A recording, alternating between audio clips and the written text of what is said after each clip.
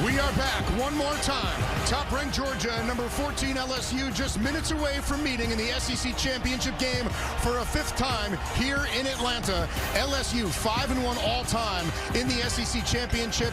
I need your winner, your final selection here, Rick. There's no reason not to take Georgia. They're the better team. They're the more complete team. They're physical.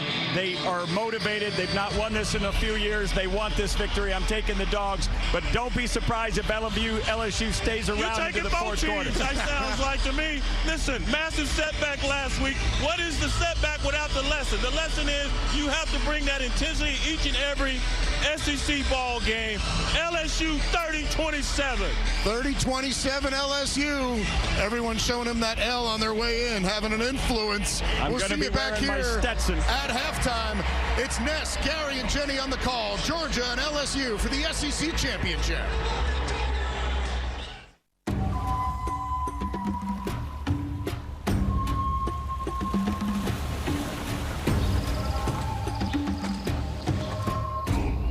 Take it from me. There is no better reality television than college football. And when the stakes are this high, the game of the year is at hand. Whether you're alone on a deserted island or in a stadium playing in front of thousands of screaming fans, the name of the game is survival. Fight for something every single play. It's physical. They got me targeted. We started this SEC season with 14 teams. 12 have been voted off and sent home. Now we're down to the final 2 in Atlanta.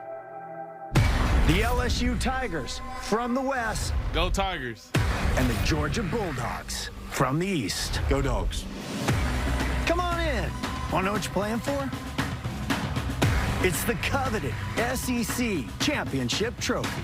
But in order to claim the ultimate prize, you have to know how to play the game. The all-important point after. There will be challenges. Kick on the way, and it is blocked and no good. And Florida State going to survive this one. But you have to fight through them. The sense of urgency has to change. Every single play matters. You have to be mentally strong, and above all else, you have to trust your gut. Right corner of the end zone. Tigers win. Brian Kelly says, we're going to win this one. Wow.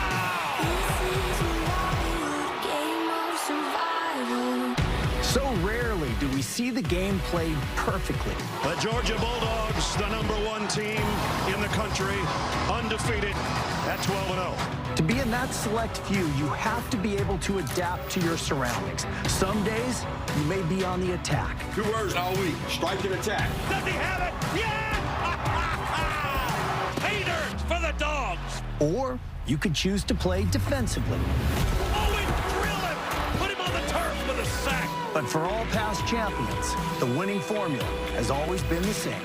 Outwit, outplay, outlast your opponent. We're going to kick that door in. That's how we play LSU football. I see that fire burning inside you. Let's go!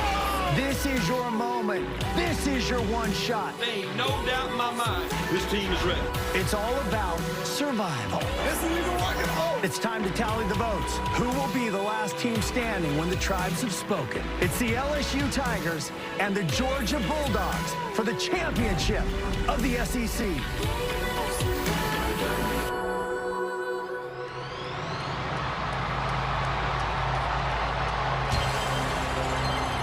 Jeff, today the island is Mercedes-Benz Stadium in Atlanta, Georgia. And our 2 tribes have survived the elements of the SEC regular season to make it to their final challenge, an SEC title. With that, we welcome you to the SEC Championship game on CBS, presented by Dr. Pepper. And our matchup, indeed, the champions of the West, the Tigers of LSU, and the #1 team in the country, and the reigning national champion Bulldogs of Georgia. And we welcome you, everybody. I'm Brad Nussler. My partner is Gary Daniels, and Jenny Dell is down on the field, our eyes and ears down there. Gene Steratore is to Gary's left, our rules expert. Here we are, partner. We wrap up our SEC season. One team that was expected to be here in Georgia. They're undefeated. They've only lost one game in the last 31. And then LSU, from the basement last year to the top this year to make it here. And with all the changes, a new coaching staff, and in preseason, they were picked to finish at the bottom again. What a year for Brian Kelly and LSU. A little disappointment a week ago. Yep. You know, they were sitting there, number 5 in the country. They thought they had it going, but what a way to come back a week later.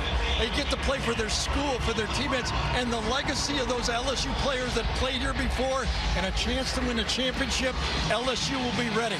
And for Georgia, they kind of take on the persona of their coach. You know, Kirby has a chip on his shoulder even in the offseason.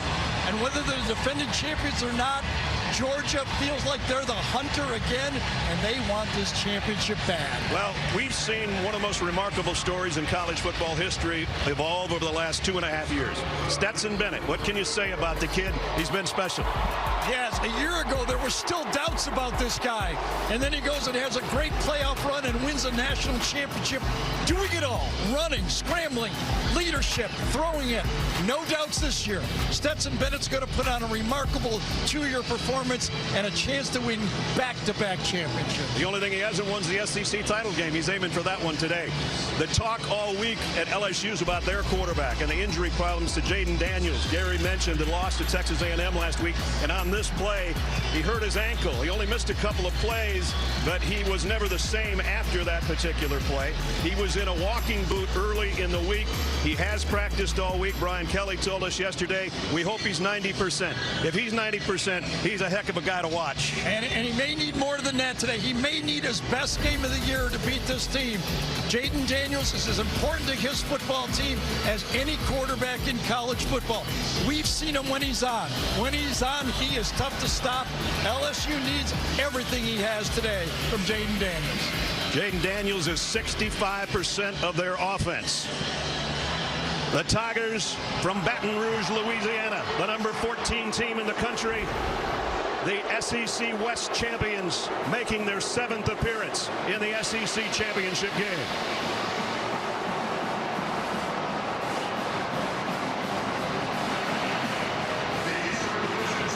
And from the east and from Athens, Georgia, the number 1 team in the country, the reigning national champions, making their 10th appearance in the SEC championship game, the Georgia Bulldogs. Jenny Dales with LSU's coach Brian Kelly.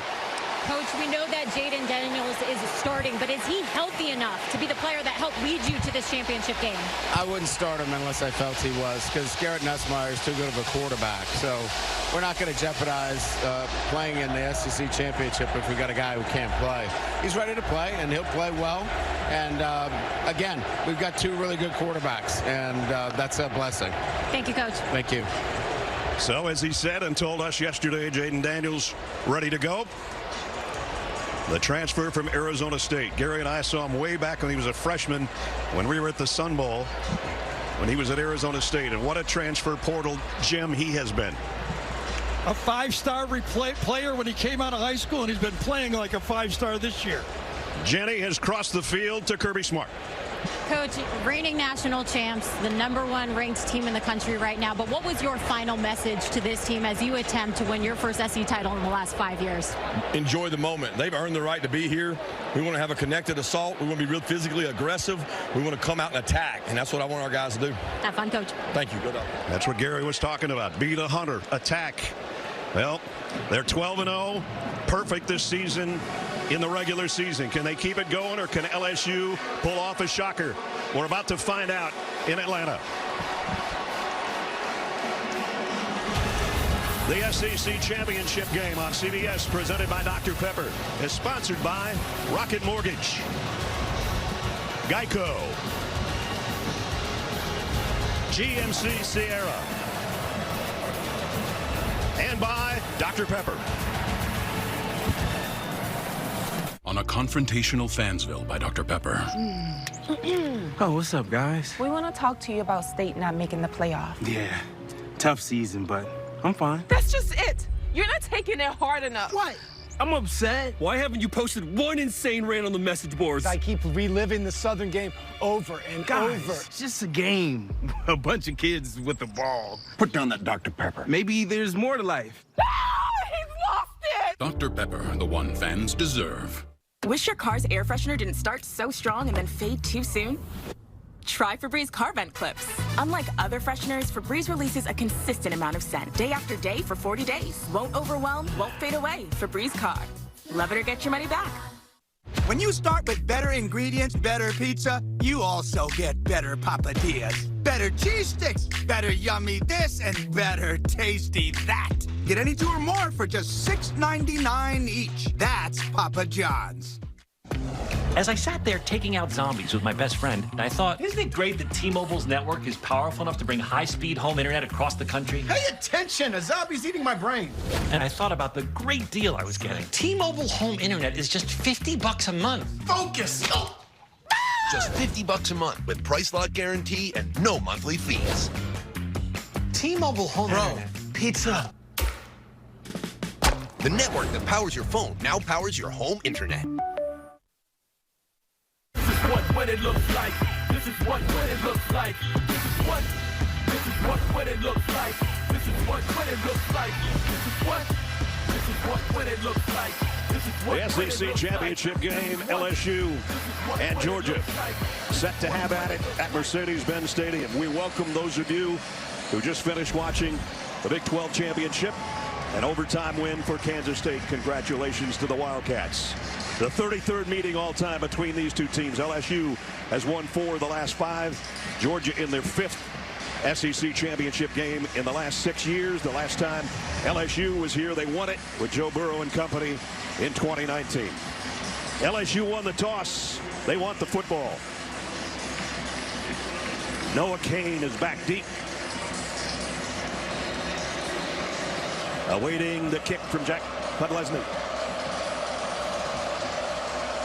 For an SEC championship, here we go. And LSU will bring it out to the 25-yard line to start offensively. And the guy we've talked about so much, and for good reason. He's been really special when healthy. He's the heart and soul of their offense. I mentioned 65% of their offense is Jayden Daniels, the transfer from Arizona State. There's his numbers, total yardage, second most in school history. And he'll set his offense up at the 25. John Emery is going to start in the backfield with him. Josh Williams is back from a knee injury, and he is healthy and ready to go as well. Mason Taylor, the tight end, in motion on the first snap of the game. And it is Emery right in the middle of that line, and that's going nowhere.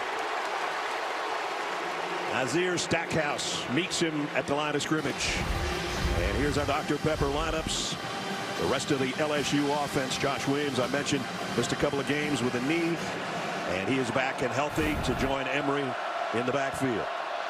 Daniels, first throw is complete, out across the 30 to the 32, and got it to Malik Neighbors, their #1 receiver in number of catches. When Jayden Daniels is playing his best ball, he brings the scramble with the passing game.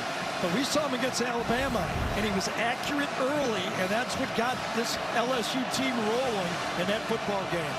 LSU 49% on third down conversions. Here's their first one of the ball game. Third down at 3. Again, Taylor will move from right to left. Daniels the quick throw, and he got it slant out to the 40, complete. And it was Jeray Jenkins for the first down. You got to win one-on-one battles when you go against this Georgia defense. They're going to challenge you. Tennessee couldn't do it.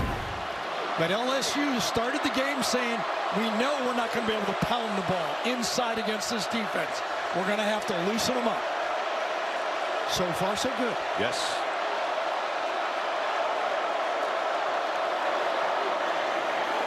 Daniels on the scramble, got to the outside. His wheels look pretty good there. Brought down after a pickup of 5 as we check the defense for Georgia.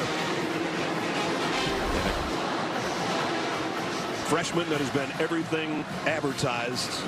Malachi Starks in that back end, a freshman playing in an SEC championship game. He's had a really good year. Jalen Carter comes out of the Georgia lineup. Second down and 5 for the Tigers, and Josh Williams in the backfield now.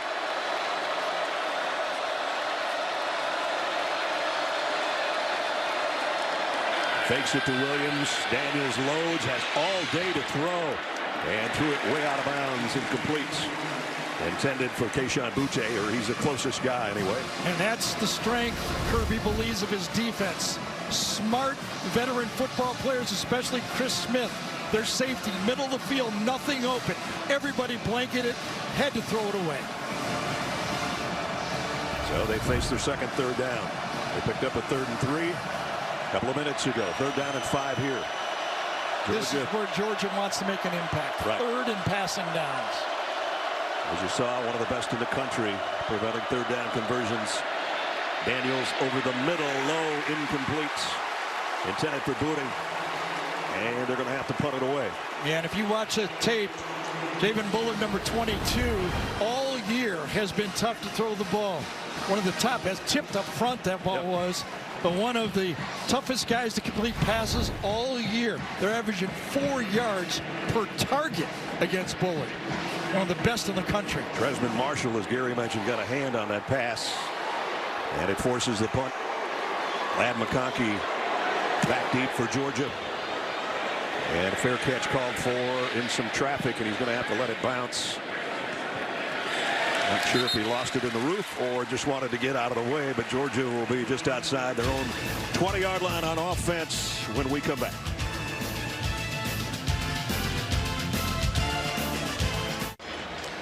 So Georgia gets its first look on offense with Stetson Bennett, 26-3 as a starter for Georgia, from walk-on in 2017 to national champion last year, looking for an SEC title, which is the only thing that escaped him last season in a 14-1 year. And the Dr. Pepper lineups joining him on the Georgia side of things. We talk a lot about Brock Bowers, but I'm telling you, the other guy's pretty good too. Darnell Washington, the tight end, in a 2 tight end set a lot of the time for Georgia. Like having a 3rd tackle on the field who can catch passes. What a weapon. There he is, Big O. They call him that due to his jersey number. First down at the 21. And LSU equal to the task on the first snap, much like Georgia. Allegay with the stop on Kenny McIntosh. And the LSU defense, the Tigers getting Jarek Bernard Converse back from a concussion that forced him to miss a game a week ago. So that helps their secondary. No gain on the first carry for Kenny McIntosh. Second down and 10.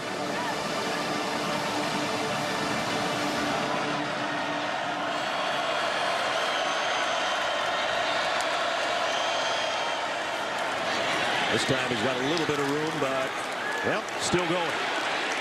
Got it out for about 6. So that's really the challenge for LSU. Brian Kelly, when he came into this league, says what everybody else says. It's a line of scrimmage league. Yep. And last week, the line of scrimmage was dominated by Texas A&M.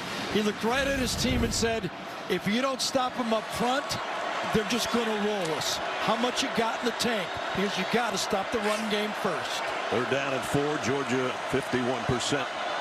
3rd down conversions on the year.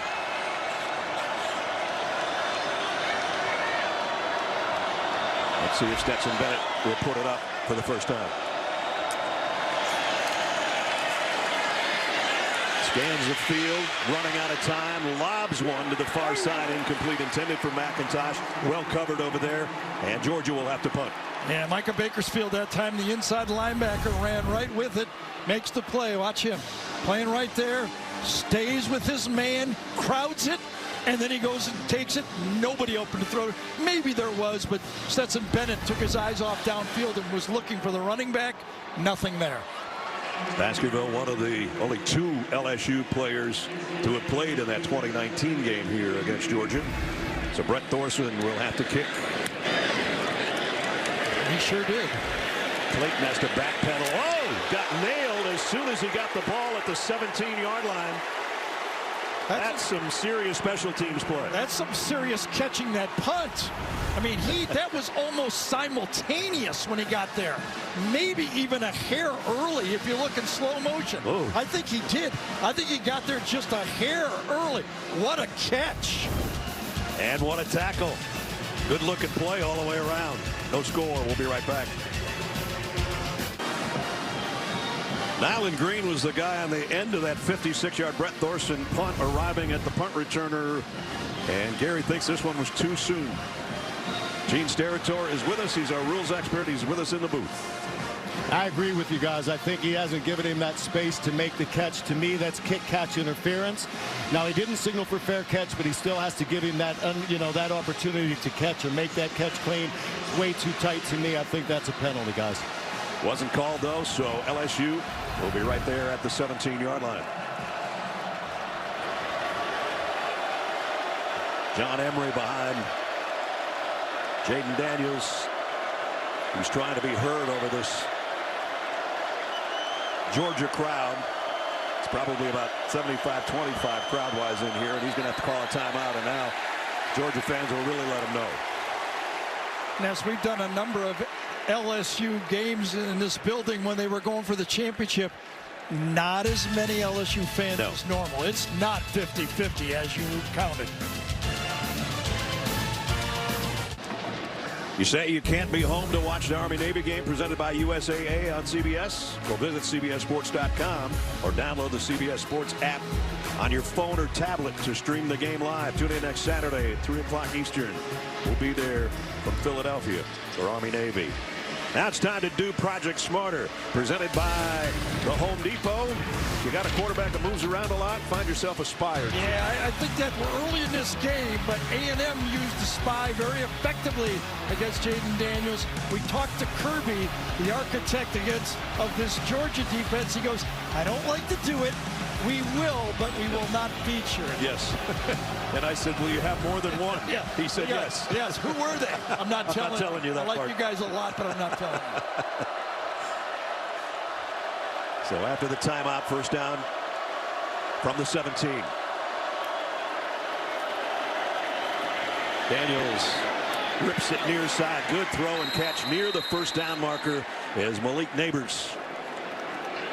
Neighbors came in as their leading receiver with 58 catches. One of the spots they look at right here. Emory Jones, true freshman offensive tackle. That is a pressure point. Does a nice job right there, doesn't he? He on that side and Campbell on the other, both freshmen. Down the middle, complete. Boutte. And he picks up about 7. Yeah, we're not talking about freshmen that, is redshirted. We're talking about guys that played high school football a year ago, going against this elite Georgia defense. A little bit of tempo here for the Tigers as they got 7 on that. Well, even if they don't go fast, they freeze Georgia's defense. They can't substitute.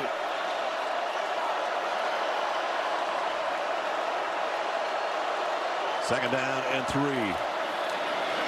Emery weaves his way for a first down. Tough run, good second effort as we check in with Jenny. Yeah, after suffering that ankle injury against Texas A&M last week, Daniels, I spoke with him, and he was in a walking boot on Sunday through Tuesday. He was able to start practicing on Wednesday, but his main focus was getting that proper treatment. So he was doing aquatherapy, getting massages, rotating between ice and heat treatments. On Thursday, he told me he was around 70%. Brian Kelly said about 90% today. But guys, he told me he just doesn't want to second guess himself mentally in today's game. He's got both cleats spatted up to make them even. And when we watched him play before, neither shoe was spatted up.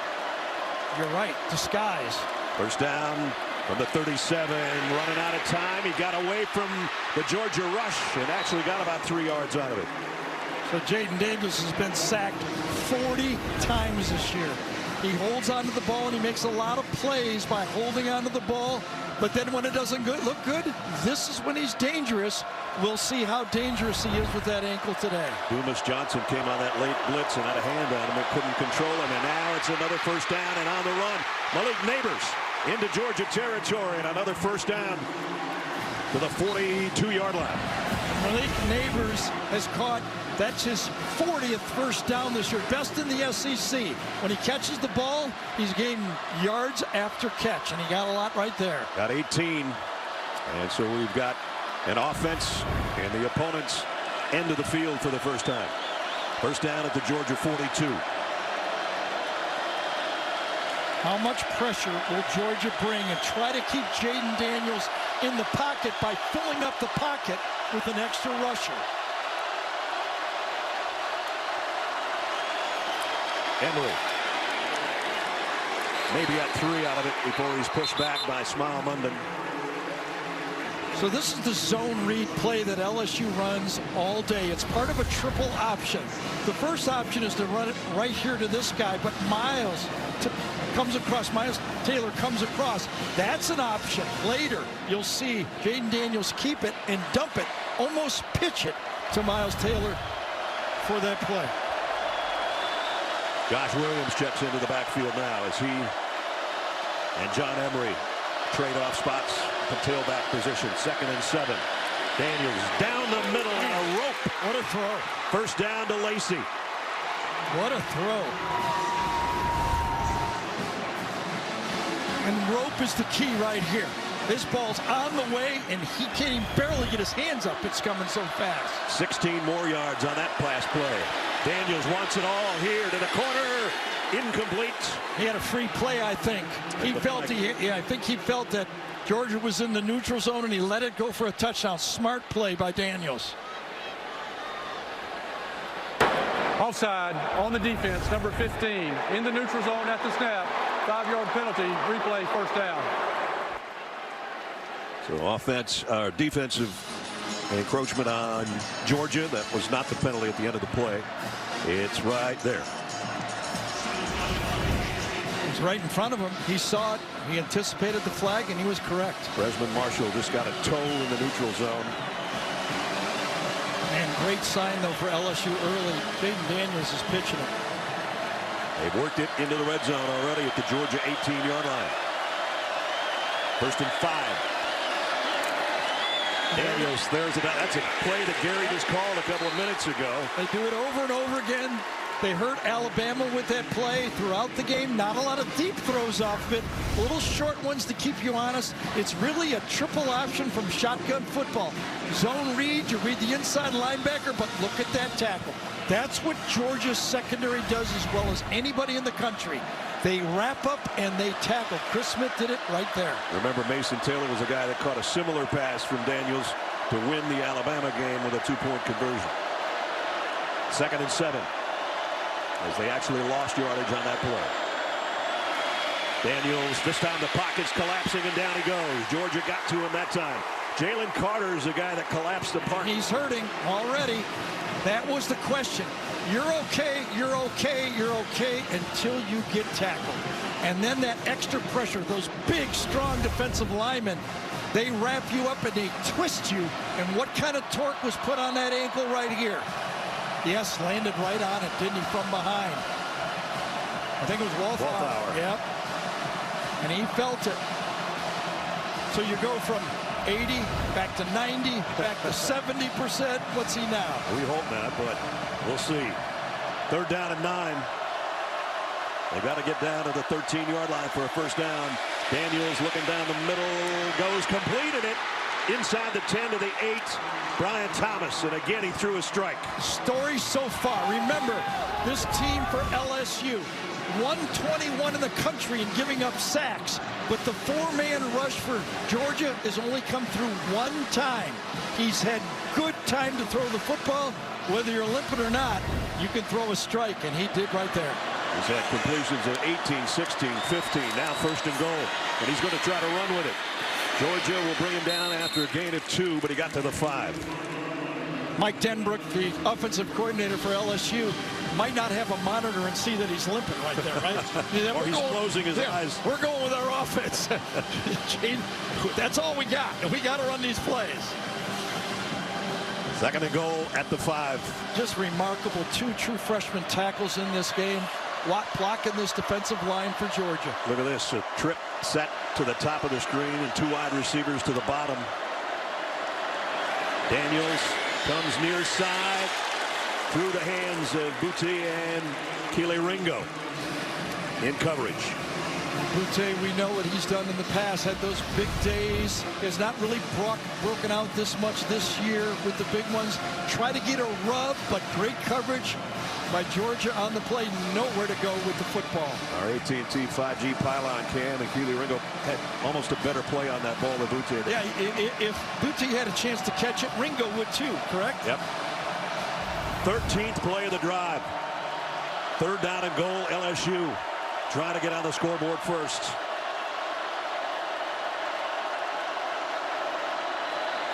Daniels, here comes the heat. Down he goes at the 15.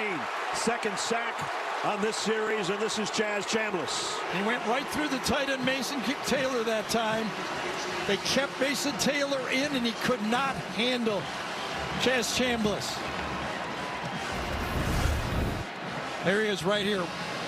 Cannot handle the blitz from the outside, just pushes him off, gets him in there. Another, by the way, 3 true freshmen. They attack that side, going against Emory Jones and Taylor, and they get the sack.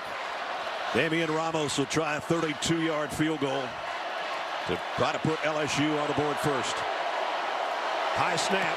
They got it down, and it's blocked. Georgia stuffs it.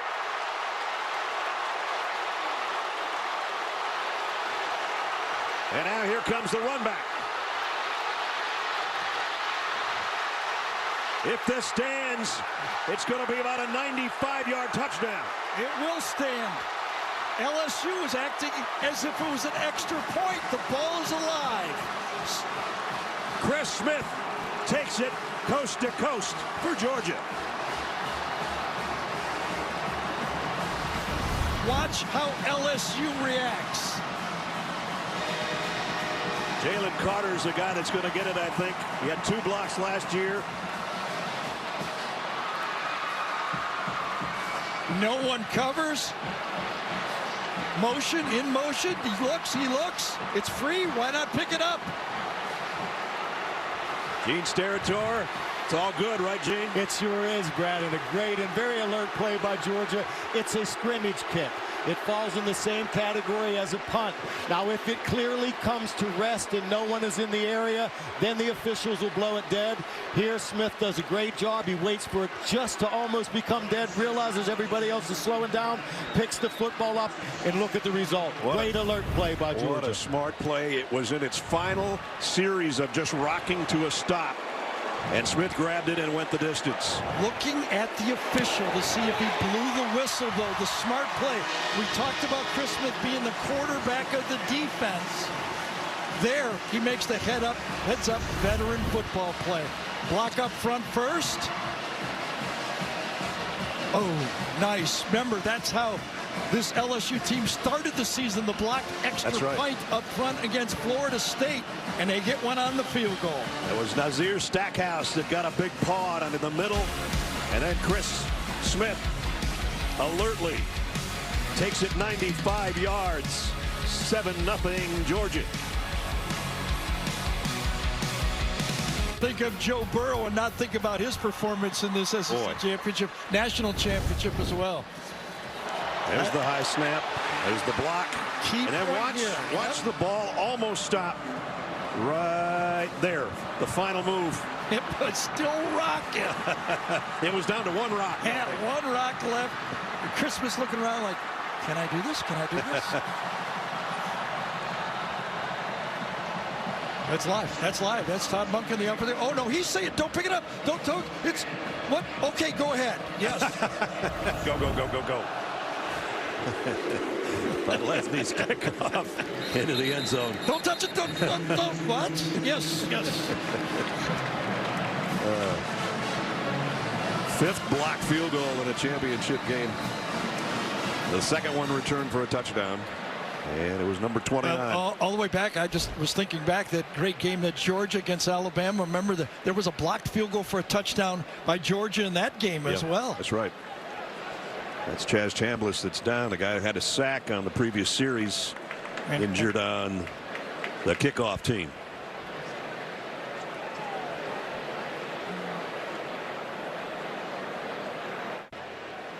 It was not Chaz Chambliss injured on that kickoff. It was Cash Jones. They're both number 32. I cashed in too early on that. Well, that's freshman. One thing tomorrow that Andrew Catalon and James Lofton won't have to worry about double numbers, right? I hate them. And it goes with college football, though. Yeah, you and I have not enjoyed that for a lot of years. So first down, LSU from their own 25. They wasted a long drive of 13 plays before having the field goal blocked, and now they go back to the ground game. Josh Williams for about 7. Same plays, zone read. They're reading the linebacker, split zone. They're bringing Mason come across. The tight end comes across. Off of that, they're going to run the quarterback. They're going to throw passes off it. It's a staple. One thing about this LSU offense, they start their tight ends out wide, and then they insert them back in. There's a shift on the defensive front for the Dogs, and the throw out in the flat is complete to Williams. Nice stiff arm, and Josh Williams first down in Georgia territory. And nice job by Brian Thomas, number 11. Watch him get the block at the end of this play. Goes out there, and that's the last one that springs it against Ringo on the play. That was a one-man pattern. The receivers were all blocking, and they all did. Williams got to the 47, not into Georgia territory, but a first down and a pickup of 15. Now John Emery back in the backfield. Daniels wanting to throw again down the middle and complete to Boutte. And he's still running, and he might be gone. Kayshon Boutte, touchdown, LSU. 53 yards on the scoring strike.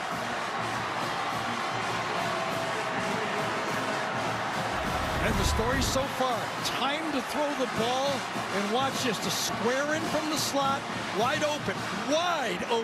And then usually the solid tackling of the Georgia defense. You don't get a lot of yaks, but that guy in the pass has produced yak yardage. And you know, if you're LSU, Brian Kelly looked at his team and go, we ran a 14-play drive, we caught a bad break. Right. Let's go out and play football, and LSU did. Now the point after from Ramos, who had that field goal blocked, has the extra point perfect. 2:21 remaining first quarter. LSU has answered.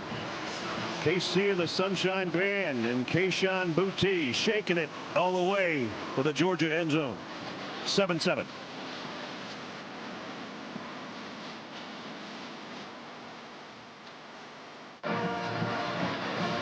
Kayshon Boutte is last year missed the final 7 games after getting hurt against Kentucky. He still had 9 touchdown catches last year, so they had huge plans for him, and so did the LSU fans. Got off to a slow start, but he and Brian Kelly came to an understanding kind of halfway through the season. Nice job by Coach Kelly. Is pouting a little bit like all the good receivers do when they don't get the ball. Right. Said hang in there, it'll come.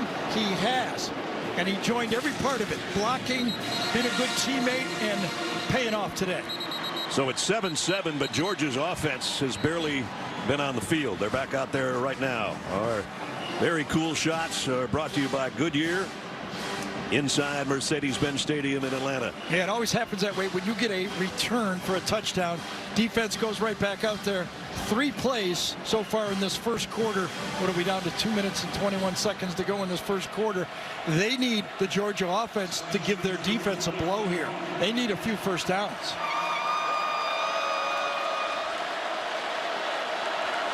Brock Bowers in motion and now settles in. The blitz off the corner. Bennett runs the other way away from it and throws a strike at a first down. And it's Slad McConkey, a pickup of 11. They'll move the sticks. So everybody thought coming into this football game that this Georgia team would just attack LSU in the run game. They'll play it safe. Todd Monken saw 3 plays and he goes, you know what? We're going to play the way we played early in the season against Kentucky and Georgia Tech. One was a little bit of weather, protecting the ball. I think they're just going to run the whole offense here. We'll see what happens. Let's loosen them up. Next, it'll be the tight ends. Play fake, RPO down the middle, and tight end named Brock Bowers right on Gary's call. First down. Yeah, you can almost feel it. You got to go to your guys that you have confidence in. Important football game, an important drive. You look to your money players. Nice lead that time. That was behind him on purpose.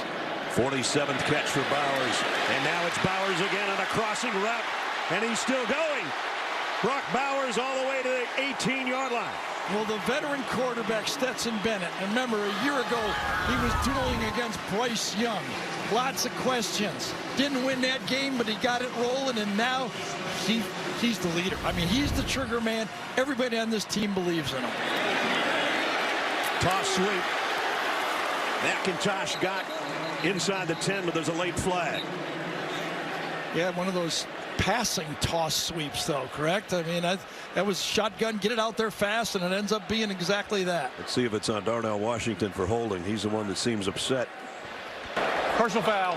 Illegal block below the waist on the defense. Number 5. Penalty is half position to the goal. Yeah. Automatic first down. That's why Darnell Washington's hurting right there. The big guy comes out, and number 5, Jay Ward, goes at his knees. You cannot do that anymore. You cannot block the blocker. Hey, he's 6'7", 260. Too bad. Take him on. You cannot go and go to his legs like that. You got to take him on high. Good call. And so that moves it half the distance. And Georgia's got first and goal at the 4. A quick move down the field courtesy of Stetson Bennett and Brock Bowers. And now they're knocking on the door. Only about a yard for Kenny McIntosh. So Georgia struggled in the game we did against Kentucky in the red zone. 5 trips, 1 touchdown. And they were trying to hammer it inside. I wonder if they're going to think more quarterback here. Use Stetson Bennett's legs. Well, they've been the #1 team in the country most of the year in the red zone, 97%, but 21 of those have ended up in field goals, and they want touchdowns. They're looking for their first offensive touchdown of the day. A little more diversity, try to get the quarterback involved. All right, both tight ends on the right-hand side, and so is McConkey. But Bennett's looking the other way. And slipping and going down is Adai Mitchell. Yep. Incomplete. Adane had been out with an injury, really played in the Oregon game and very little since. Yes, everybody's been waiting. Last week he warmed up, did not play. This week he warmed up. Oh, could not get out of his break. Comes in with the stutter, anticipates the throw from Stetson. Perfect spot, falls down. Almost took our camera out on that throw. 3rd and goal. Might be the final play right here in the quarter. Dejon Edwards in the backfield and gets in motion out of it. Bennett throws on the run. Bowers, touchdown, Georgia. 3 catches on the drive. The last one's in the end zone for number 19. Yes, I love the way they used Stetson Bennett when they were down here. They didn't be hard-headed about it. They used the quarterback. Mitchell falls down. They come right back to their other star. This time, a perfect throw on the run. Just a long handoff. Stetson Bennett's drive right there, wasn't it? Sure was. 75 yards. Most of it off his right arm and most of it in the hands of that guy.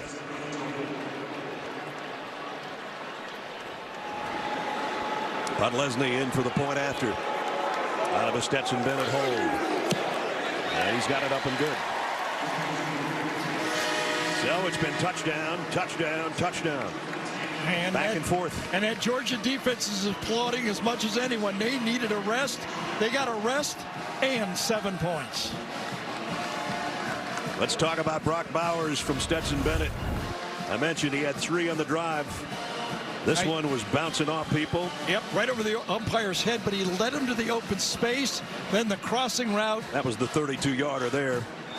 Bowers, they have, I don't know if this is an oxymoron, Ness, but the Georgia tight ends are somewhat of they're unicorns, but they're different. One guy's a unicorn athlete, the other's a unicorn freak at tight end. They got 2 unicorns. Can you don't that? Usually you don't see one. You don't see 2 unicorns very often. So Stetson Bennett, that's his 17th touchdown pass of the year. He's already over 3,200 yards throwing, which is more than he had a year ago, even though he had more touchdowns last season in the 15-game campaign that brought him a national championship. Ness, in this game a year ago, Stetson Bennett threw 48 passes in the loss to Alabama. They went to him. They went to him on that drive. CBS Wednesday. Survivor's all new with shifting alliances and heated competitions. It's anyone's game. Don't miss a new Survivor Wednesday at 8, 7 Central on CBS. And by the way, special thanks to Jeff Probst for being the voice and the face of the opening tease for our game today. That was sensational. Jeff, thanks. That was cool. And how about our guy Bill O'Brien putting it all together? Yep. Had a bad night last night. He's a USC fan. Right. But a great morning right here with that tease. You can't have everything. Yep. I wonder which one he'd trade if you asked him. Now this should end the first quarter. LSU first down.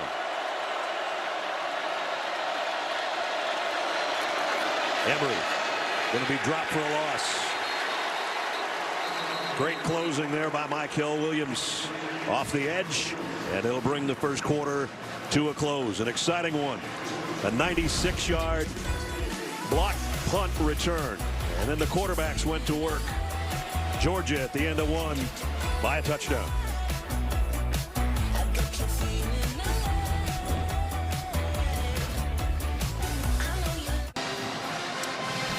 Set to start the second quarter.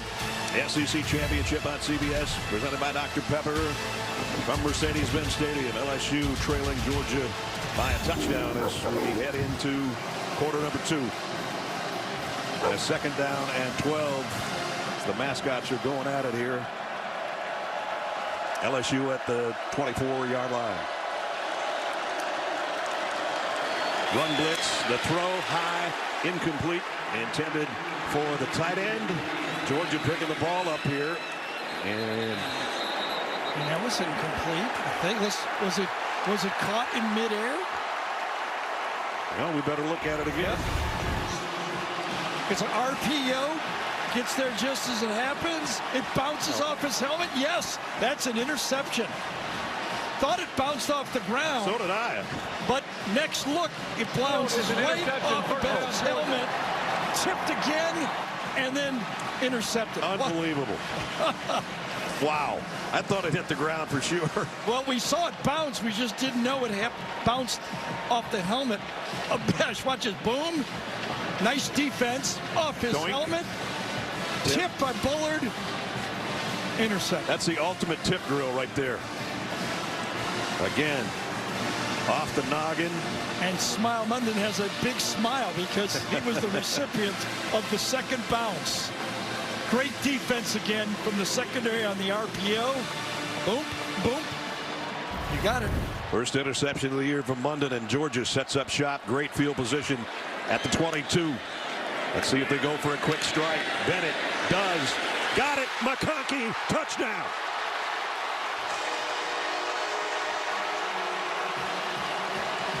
.22 yards. Stetson Bennett to land McConkey. And how about this design by Todd Monken, the offensive coordinator? Land McConkey's the best route runner on this Georgia football team. He puts him in motion, then asks him to run an inside route. Comes in motion, goes upfield, gets outside technique, bad technique. Man-to-man coverage, terrible technique. Gave him the inside. That was a gift, but the gift was delivered right on target by quarterback Benson. And he turns around and looks at the bench and goes, I can do this all day. The guy is cocky, isn't he? Yep. He should be. Stetson Bennett says, I can do this. The mailman with the delivery. First of all, it started with one of the weirder interceptions you're ever going to see in any game. Off the helmet, off the fingertips, into Smile Munden. And then, quick strike. Yeah, and this program was built with 5 stars, but a walk-on and a 3-star just put a touchdown on the board for Georgia.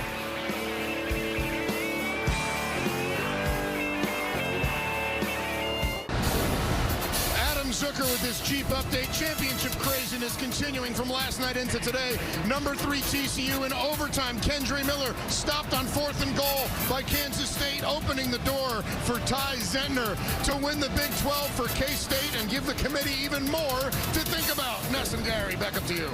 Georgia right now isn't really thinking about that, but they've only had the ball for 4 minutes today, and they've got 21 points.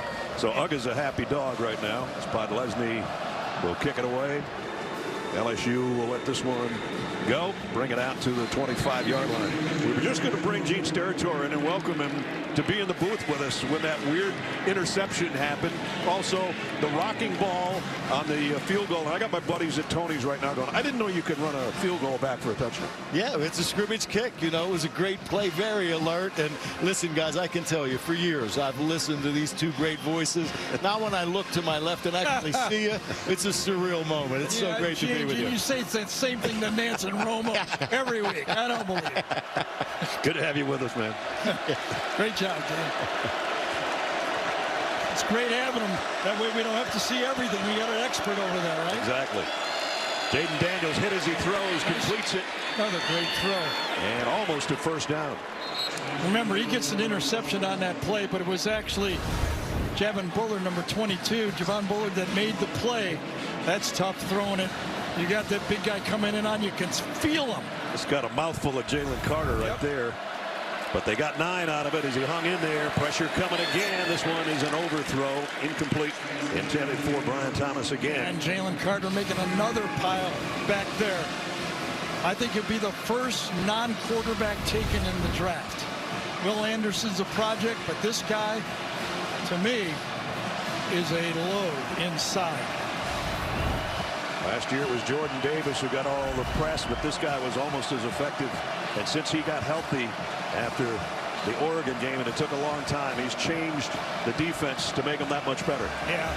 When Harold Perkins Jr. came on for LSU, they changed. And when this guy got healthy, so did Georgia. Third down. This is a big third down to try to stay on the field here for LSU, down 2 touchdowns. Mason Taylor moves over on the left-hand side. They give it to Josh Williams, and he's going to get dropped for a loss. So I think right there with that call, you can see that this LSU staff does not believe Jayden Daniels is 100%. In the past, you would see that quarterback power or quarterback sweep to the outside. This time they say we're going to try to take him on inside. Nothing there at all. Ramel Walthauer said, And it's 4th down and punting time for LSU. Jay Bramlett to kick. And Ladd McConkey, who's got a touchdown catch already today, back as the punt returner around the 30-yard line.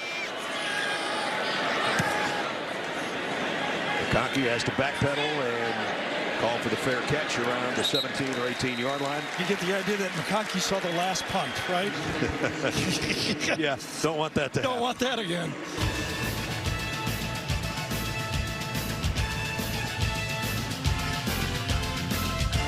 Now it's time for our Hometown Connection presented by T-Mobile 5G Home Internet. Speaking of Ladd McConkey, here's Jenny. For Ladd McConkey and his family, this connection to Georgia, it runs deep. Now, Kirby Smart first saw McConkey's videos on YouTube, but Coach recalled the last name. Get this, back in the day, Kirby went on an official visit to Georgia with Ladd's father, Benji. Now, fast forward to January 2020, the day Kirby offered Ladd the opportunity to play for the Bulldogs. It wasn't until the very next morning that he realized the significance of the day. McConkey, he had lost his grandfather to cancer on that very day in 2016. And guys, he writes 1/2016 on his towel to honor his late grandfather, Vic McConkey, to this day. He has become a special player, and you know, like in Georgia lore, they're going to talk about this guy and Stetson Bennett for a long time. Totally. Earned every spot, every snap Ladd McConkey has going up against all those highly recruited receivers. First down for the 17. Jayden Edwards goes for 3 or more. Ness, you know, we talked about Todd Bunkin calling plays. How would you like to be Matt House now, defensive coordinator for LSU? He's been gearing up his defense all week. We got to stop the run. We got to stop the run. So the last 2 drives, Stetson Bennett burns them. Yep. So now what do? You get your guys there. We got to stop the run and the pass. That's it's a little harder to do. It's a little harder to do. You got to force them to pass, and they burn you bad. The toss to Edwards. LSU stretches it out nicely. Very little gain, maybe a yard. Will bring up 3rd down and 4 or 5. They have been successful so far, though, staying strong and not giving up those big gains in the running game. That was early. That was the game plan, because Ali Gay and B.J. Ojulari, they got hammered a little bit against that Texas A&M team, and you knew Georgia would come out and attack them. Yep, and in Georgia powered Georgia Tech to almost 270 yards on the ground last week, and yet here it is, number 13 throwing it around for the change of pace today. 3rd and 5. And this time they do run it for a first down, and Kendall Milton. There you go. You know, you're thinking now this time pass. Watch LSU turn around. Linebackers are searching up wide receivers, and the call by offensive coordinator Monken is going, no. We're going to run it 3 straight times again. Keep them off balance, get the first down. Kendall Milton, Kenny McIntosh, Dejon Edwards. That's the trio of running backs for Georgia. Milton stays in there. Had a good game against Georgia Tech last week with 56 yards on the ground and a touchdown. Just got the Bulldogs a first down that time on the 29. Stetson Bennett, plenty of time. Deep middle, got it complete. And it's Rosalie Jack Saint's first down, Georgia. Yeah, what a nice job by Jack Saint that time. He finds some open space, this area right here, and then he just kind of drifts. Where am I? Where am I? Let me find more open space. And then against the momentum going to the outside, he reaches back and snatches it. Beautiful. Nice catch. And again, the quarterback is throwing it to the open space. He's hoping his receiver and him will be on the same page. But if they're not, you got one of those guys to make the catch. Throwing his guys open right now. Yes, he is. Pickup of 17 more. First down at the 46. Milton busting outside. Kendall Milton. About 25 more on that one.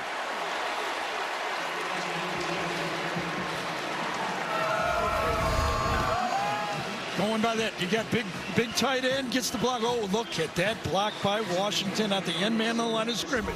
Dylan Bell is downfield, but Washington cleans it up. First down at the 30. They go right back to Milton on a toss, but he's going to lose a couple of yards. Watch Bowers and Washington, the 2 unicorns, 2 different type, 19 and 0. Bowers gets one guy. Inside number 0, Rosemary Jack Saint gets his block. Point of attack, 3 on 3. They all do their job.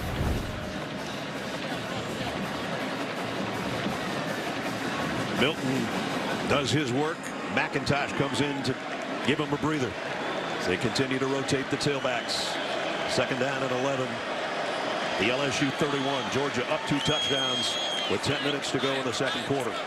I think this is Mitchell one-on-one down here. Dangerous player. Then it goes left side to Bowers. And it's going to bring up 3rd down. Yep.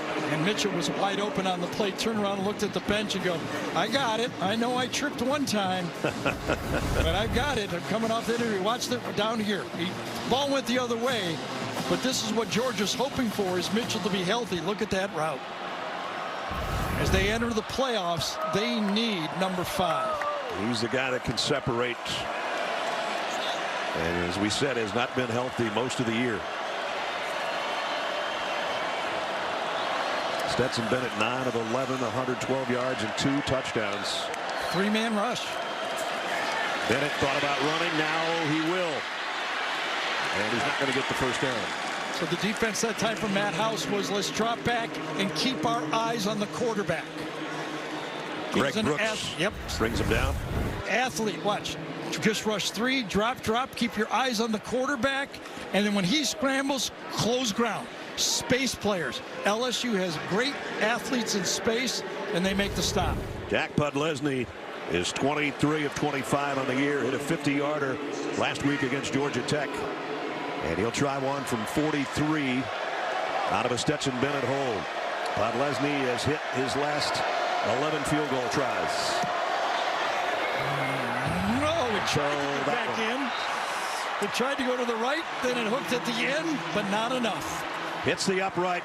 No good.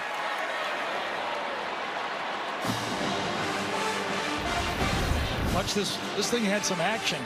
It was going to the right, then back to the left. That looks way wide, doesn't it? Yep. And it hooks late, but not enough. So Georgia fails to add to their lead. We're still at 21-7 here in the 2nd quarter.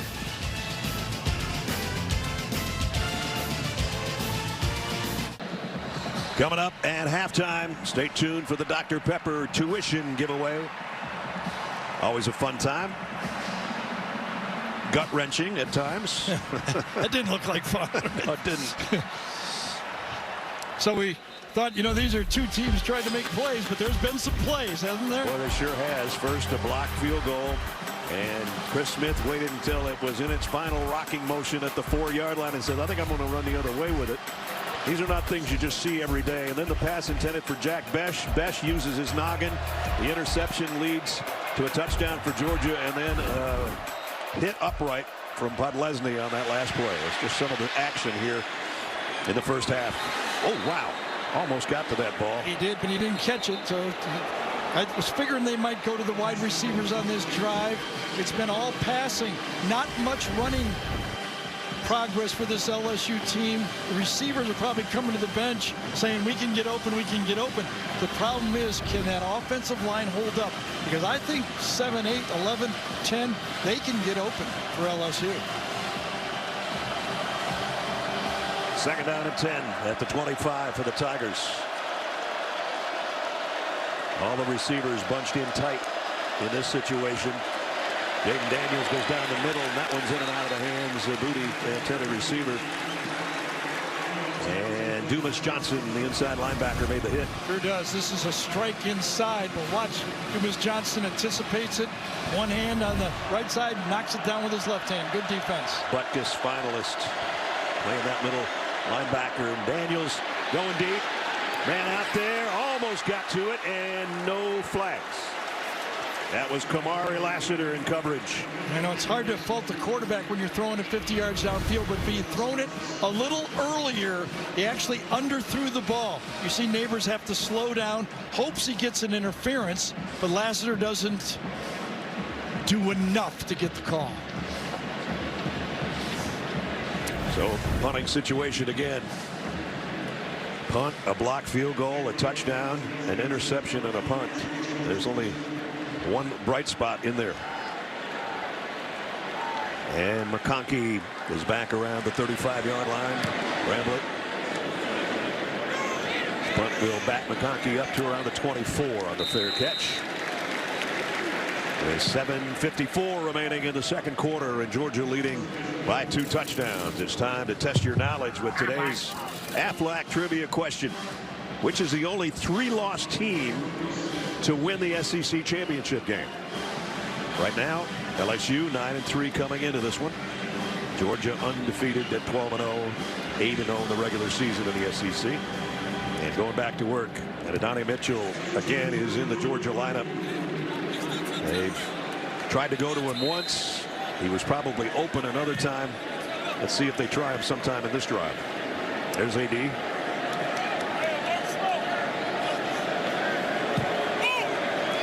Kayshon Edwards in the backfield with Stetson Bennett. Everybody moved except the center snapping the ball. False start. 59 on the offense. 5-yard penalty. First down.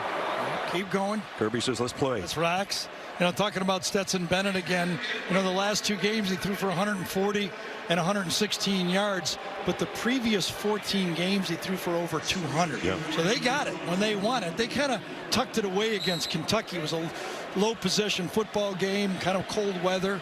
And you can see when they want to throw the ball, they got weapons. There's McConkey coming out behind the quarterback. Kayshon Edwards trying to follow his blockers. Decent gain, still going to bring up 3rd down. Micah Baskerville in on the stop. And the man down.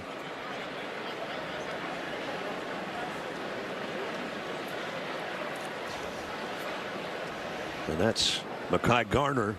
Yep, corner. They already had Jay Ward out there. We're worried about that corner spot already, moving to safety, and this time Garner tries to take it on, but that is not easy for those massive linemen. Knee sort of buckled on him there as he got run over. We'll check on him when we come back. Coming up on the Geico Halftime Report, Adam, Rick, and BJ will break down the first half and bring you key highlights of today's other championship games. And BJ's wearing silver shoes. Those things are official, BJ. Nice. He kicks it out. There you go. Yeah, very nice. See you guys. Nice to know that they're listening. How would you like to be one of those corners' nests When you come up one time, Jay Ward, and he takes him low, it's penalty. Right. This guy does it right, he gets a knee injury. Yeah. Makai Garner, Louisiana Lafayette transfer out of Mesquite, Texas, is a guy that tried to take on the Georgia lineman and paid the price. He'll be able to come back in. Mentioned earlier in the broadcast, Georgia's won 30 of their last 31 games. Look at the group they've joined. Bad, huh? Man, best one-loss stretches with at least a national championship. And Kirby and his crew hoping to do something last year's team couldn't do. That's win the SEC championship game. Right now, they got a 14-point lead. LSU thinking about a blitz from Baskerville. Now he backs out. I might have said earlier it was going to be third down. It's second down at 11. Baskerville does come on the blitz.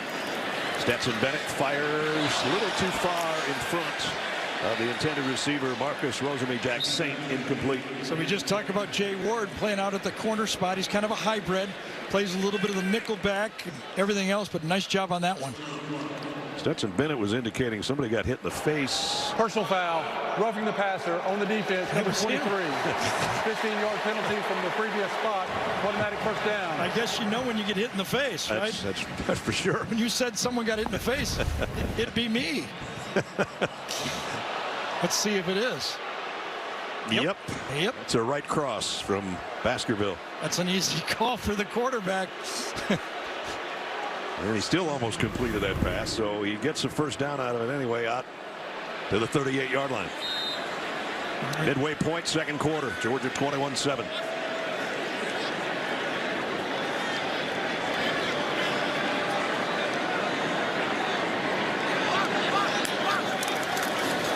Kenny McIntosh trying to keep his balance, but his knee hit down after a yard or two, I think. Harold Perkins is the closest guy to him.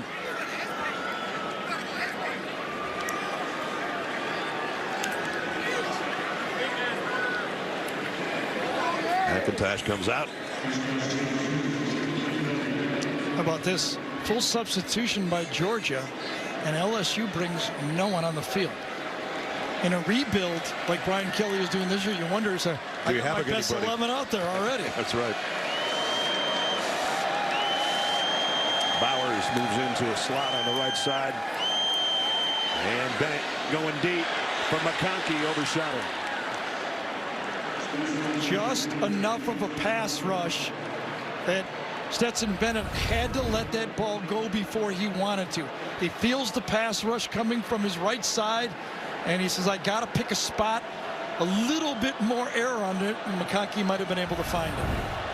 I think find it was a key word. He looked up there and didn't see it until it was past him. Yeah, and here you see like shots of the fans when you look. Yeah, exactly. Got that ring of the high-def TV. Third down and 8.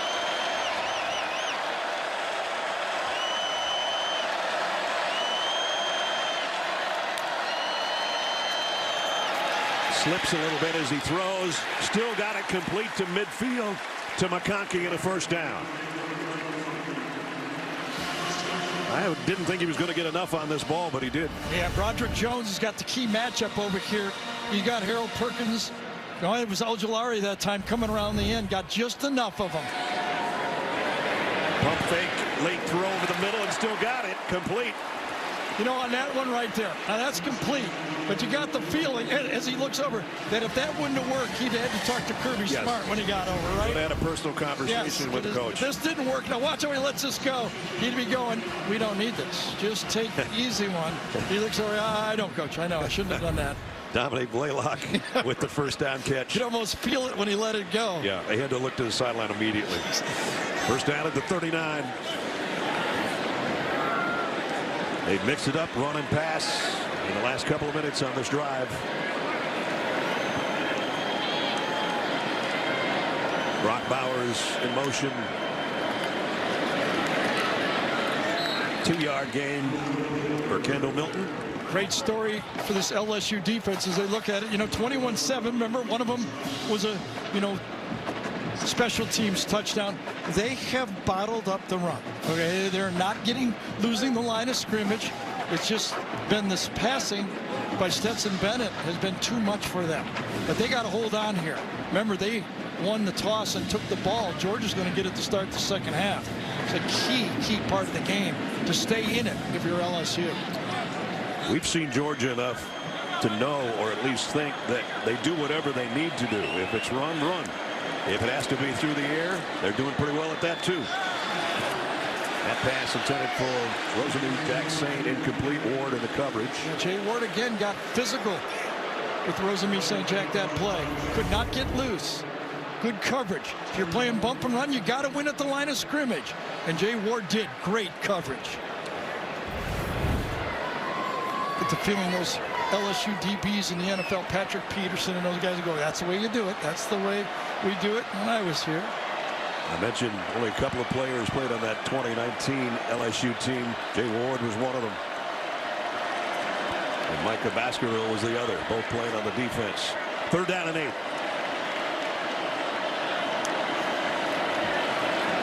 Bennett fires down the middle, complete, first down, and it's Dominique Blaylock again. Stetson Bennett felt it was an all-out blitz on him, and he knew he had one-on-one. He just had to wait just long enough. He can feel, he sees it man-to-man, right in the face of the blitz. He lets that ball go. Courageous throw. Warren McClendon shaken up on the play for Georgia back around the 47-yard line. You ever see one of those linebackers coming at you with that 4.6, 4.5 speed, and you know you got to wait as long as you can and then let it go. Your release becomes very quick. Yeah, you got to be quick. So Warren McClendon limping off, veteran offensive tackle. McClendon, yep, from behind. I think it's one of his own guys. It is. Willick gets it. Watch the stuck by coming inside by Bakersfield on the play. Starts out over to the right side and then comes around, loops around. Stetson Bennett's going to throw left, and he gets him right about now. He sees him, and then he throws and anticipate. Great play by the quarterback. With McClendon out, Amarius Mims comes in to take his spot. First down, Georgia at the 25. They'll flare it out. And McIntosh got about 4 out of it. Georgia's converted 2 3rd down and 8s on this drive. Courtesy of Stetson Bennett. Ward lost his hat, so he's going to have to be out of play. Yeah, this is the drive that Georgia wanted right here. You're up 21-7. You know, you start it's about 3.5, almost a 4-minute drive. You bleed the clock here, put either a field goal or a touchdown on the board, and try to get to halftime with a big lead. And then, as you said, come out of the locker room getting it first to start the 3rd. No hurry at all. We move under 4 minutes. 2nd down and 7. McConkey in motion. Bennett going to go out to his safety valve. McConkey knew he was out there the whole time, and he actually picked up about 5 yards on that. So when you talk to defensive coordinators, they go, the underrated part about playing against Stetson Bennett is the guy's a veteran. He's been in this thing 6 years. He knew he had McConkey to the left side all the way, checked everybody out, dumped it off. And they come the other way to Bowers. Bowers made one guy miss, got the first down. And the drive continues. You feel for these defenses. You know, remember this Georgia team can mash you with the running game. Now they're throwing tight ends, wide receivers, running backs. You got to defend the whole field, and all 5 eligible receivers get the ball. Back in the red zone at the 14-yard line. And the LSU fans pretty quiet right now. Brian Kelly has promised that his team would have fight in this game. They have, but it's hard to fight against 5 guys and 53 yards wide. The ball goes everywhere. Big Darnell Washington in motion. And that ball drops by Dylan Bell.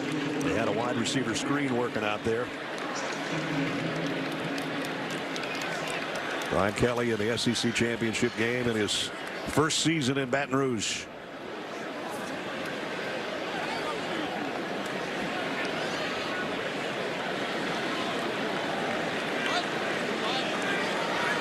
Georgia only 53 yards rushing.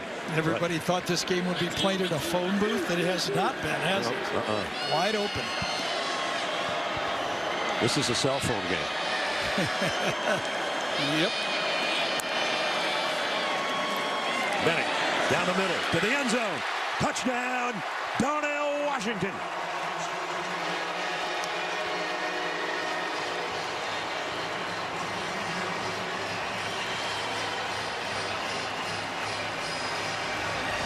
The big guy in the back of the end zone.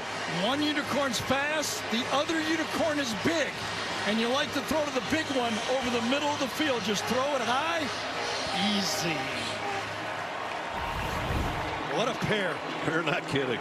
Nobody in college football gains more yards throwing the ball to their tight ends and the running backs than Georgia. Utah's close, but nobody does it better than Georgia. Podlesny in for the point after. A 76-yard drive in 13 plays, a little over 5 minutes. And Stetson Bennett's got his third scoring strike of the first half to Big O.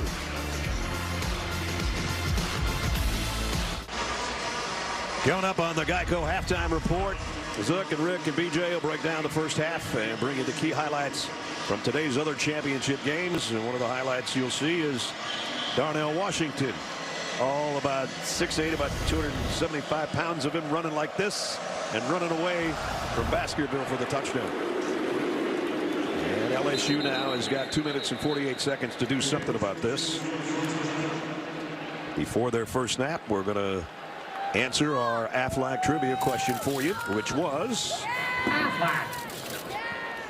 which is the only 3-loss team to win the SEC championship game? Well, it was LSU over Tennessee back in 2001. So they've done it before 21 years ago. And Matt Mock was a hero in that one. Came in when Rohan Davey got hurt in the first half. Came off the bench. That number 18 became famous. It's an honor to wear number 18 now for LSU since that year. Josh Williams dropped for a loss by Jalen Carter. And with the 28-7 game, you got to feel like LSU can't just give away a possession here. You know, I mean, like, they don't want to make a mistake, but got to let it rip. You got no choice. Jayden Daniels would like to, but Jalen Carter's got him again. And I wonder if Kirby Smart will dare take a timeout here. Did you see that at the end of the play? He lifted him up with one hand. One hand. My, oh my. I'll tell you, I think he's the best non-quarterback draftable player. Might even include those guys. But look at him fight through 2 people. And then watch this. Lift him up. With one hand. Oh, my goodness. That's like, I'm going to be the #1 draft pick right there. The crowd is in a frenzy over that play. And Jayden Daniels is not so happy about it. But he didn't throw him down. No, he actually lifted him up and then let him down. Remember, that ankle will not be 100% for Jayden Daniels till the spring football. What a play. Gee. He reminds me of Chris Smith, the old Mississippi State defensive tackle, playing for the Kansas City Chiefs. Just a man inside. You can shift him to the defensive end. And Chris Jones for the Kansas City Chiefs. Jalen Carter is that type of player. And Jayden Daniels is going in to the medical tent, and Garrett Nussmeier will have to take over. There's his numbers on the year. And you heard Brian Kelly tell Jenny in the pregame, we got 2 good quarterbacks. If something happens to Jalen, we're going to try to run our offense just like we normally would. But this is a different situation against a different group of dogs that Garrett Nussmeier finds himself in. And a 3rd down and 16 doesn't help. Deep down the middle into some traffic incompletes. And Chris Smith was almost coming up with an interception. Well, Brian Kelly said Garrett Nussmeier is a gunslinger. Comes in on 3rd and long and slings it. Yes, he does. Lucky he got away with it, though. Yeah. A foot higher, could have been intercepted. Kayshon Boutte was the closest LSU player. Yeah, and here's the problem. We had plenty of time for Georgia, right? They got 2 timeouts left, too, and 2 minutes to work with. Jay Bramblett to punt from his own 10. Ladd McConkey, fair catch, but great field position for Georgia around the 41, 42-yard line.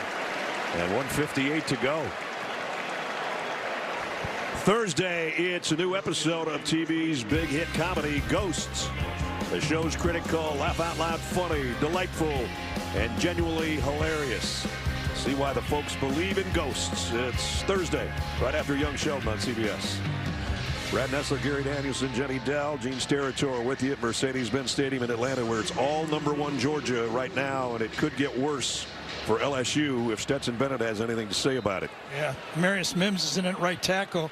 Clendon did not come back in the game yet. There's the numbers, sensational first half numbers.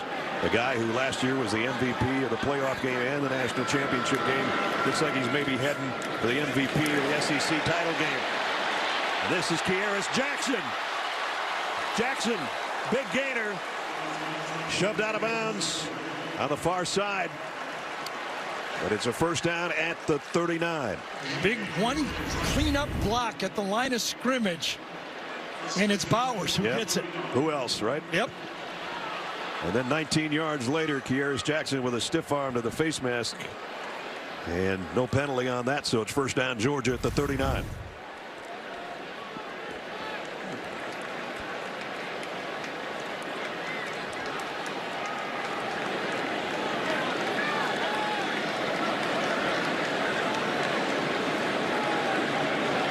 John Edwards in the backfield will get the carry on the counter, and he busts off the left side and goes for 15. Back-to-back plays, clock stops. 2-minute offense can't be any better than this. Safe plays, and finally the counter. Been all game. It's been here, it's been there, but they haven't busted it till now. It's a first down at the 24. And still a minute and a half to go in the half.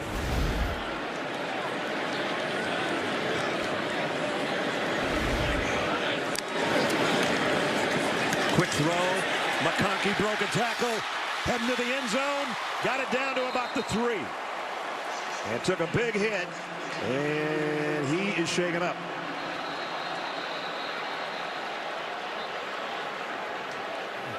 Hopefully he just took a helmet or something to the knee. It's not one of those. It's one of those bruises. Again, Bowers gets the block.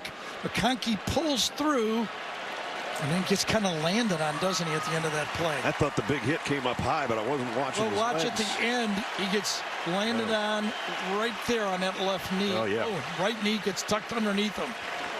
And from the AT&T 5G pylon cam, he's coming right towards you. And there's the pileup, and there goes our camera. And McConkey is trying to walk it off by himself. That didn't work right there. Keyarris Jackson said, let me help you. Yeah, and there's a reason he's got that sleeve on, so probably just tweaked it again, right, on that right leg. One of the toughest dudes his size you'll ever meet, and has Georgia first and goal. So Georgia hasn't even had to take any gambles with any play so far. 2 quick screens and a counter play. Yeah, landed right on that right knee. Yeah, it's not supposed to go that direction. So it's first and goal at the 2. McConkey trying to walk it off, but probably heading to the medical tent. Meanwhile, his teammates out there with a chance to really make this uncomfortable for LSU. Jayden Edwards, not this time. Good job by Baskerville to stand him up. May have lost a yard, actually. I think Kirby is going to take a timeout here. They got 2. Yep. Good management. Got 2. Still can call any play in your playbook down here with 1 timeout in your pocket. College football playoff standings as we came into the weekend. Remember, Georgia undefeated, Michigan undefeated. Tonight they take on Gary's Boilermakers for the Big Ten title. Yeah. TCU, the number 3, lost to Kansas State at overtime for the Big 12. If you missed it, USC lost to Utah last night. So there's going to be some fireworks. Yeah, and 2 pretty big name schools sitting there at 5 and 6. Yeah, aren't they?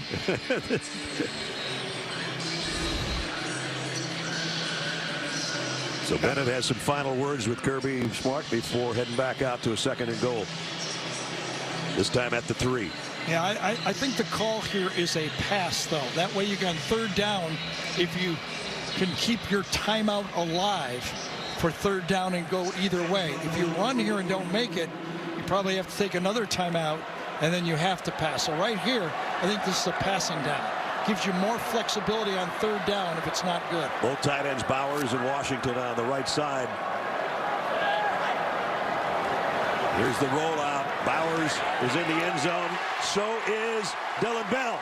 Touchdown, Georgia. Yep, that's the strategy. Give a little rollout. The quarterback is athletic. Bowers was just as open. I think Bowers jumps in the end zone and go, come on, I can't get any open in this. But Stetson felt, well, Bowers goes here. Dillon Bell comes across. Both are wide open. Had him in the corner, takes him in the middle. Perfect decision by Stetson Bennett. What a half by Stetson Bennett, huh? Yep, what a half. But Leslie's extra point is good. Georgia had 5 plays in that drive. 19 yards, 15 yards, 22 yards. They lost one on a run. And the 5th play capped a 58-yard march in 1:26. And Georgia's got 35 first-half points. Yeah, the way Stetson Bennett is playing, he won't have to look over to the bench anymore when he takes one of those chances, will he? Everything's going just too good. He's in total charge. 4th touchdown pass of the half. And Georgia en route to being 13-0 and heading to the playoff. They still got a half to go, but they're going to get the ball to open the 3rd quarter, and they've got right now a 28-point lead. And remember, if they finish this off the way they should now, they started the season here. Their SEC championship here, in the first playoff game will be back here. The Peach Bowl will be here in about 28 days. The Georgia players will be buying apartments.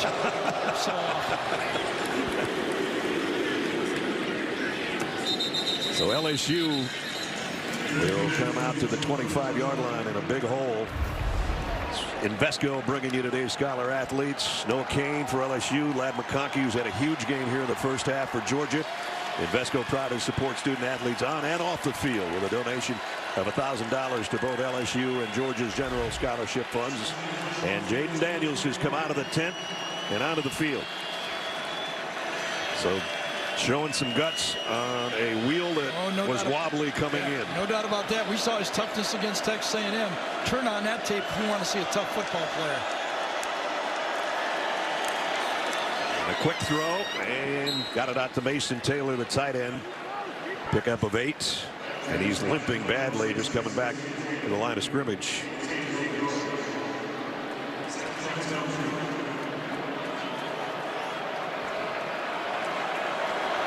He's had way too much of Jalen Carter and company in this first half. Daniels, nice catch and a first down. Brought in by John Emery. One-handed it. Yeah, right now, Georgia's conceding the short passes. They don't want to get beat deep. They're playing the clock right now. Smart. You don't want to play those short balls and have one thrown over your head. Short over the middle this time. And that's Boutte. He picks up 9 more. 19 seconds. They've got 2 timeouts. LSU should take a timeout. And they do. Right now, Jayden Daniels was wishing he had one of those receiver radios in his helmet so he could talk to the coach without having to limp all the way over, right? Yeah, really. Boy, Emery's actually helping him over to the sideline. How about that? Boy. Had a good half. If he'd just not been involved in a few of those pileups. Check in with Jenny. I wish I had more information, but guys, Jayden Daniels went straight into the injury tent, and then he came straight out, grabbed his helmet, and went onto the field. So. Yeah, right now, even when he's not hit, every throw is torquing that ankle. This was the play that Jalen Carter let him down easily. Yeah, he actually tweaked it before Carter lifted him.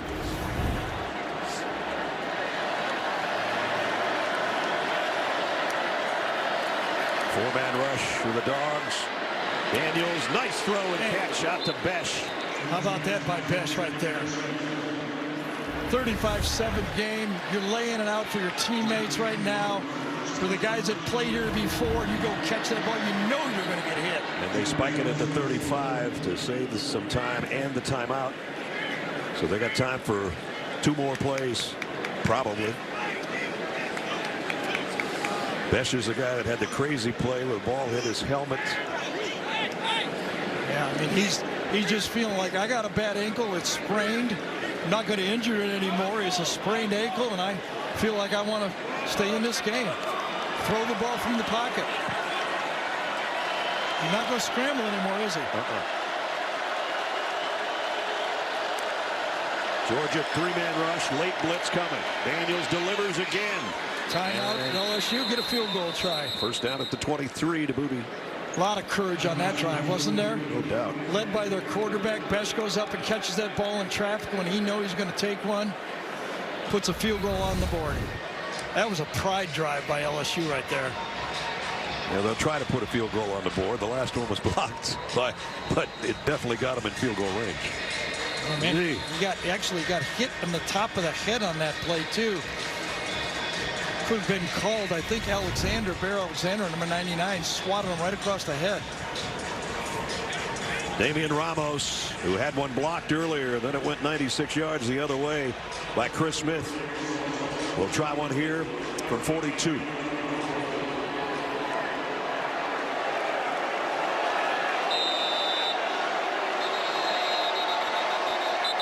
And let's see if Georgia's going to take a timeout. I wonder if they were, looking up. They all were looking over at the bench. Are we on defense safe? Are we trying to block the field goal? And Kirby said, let's just take our time here and get lined up right.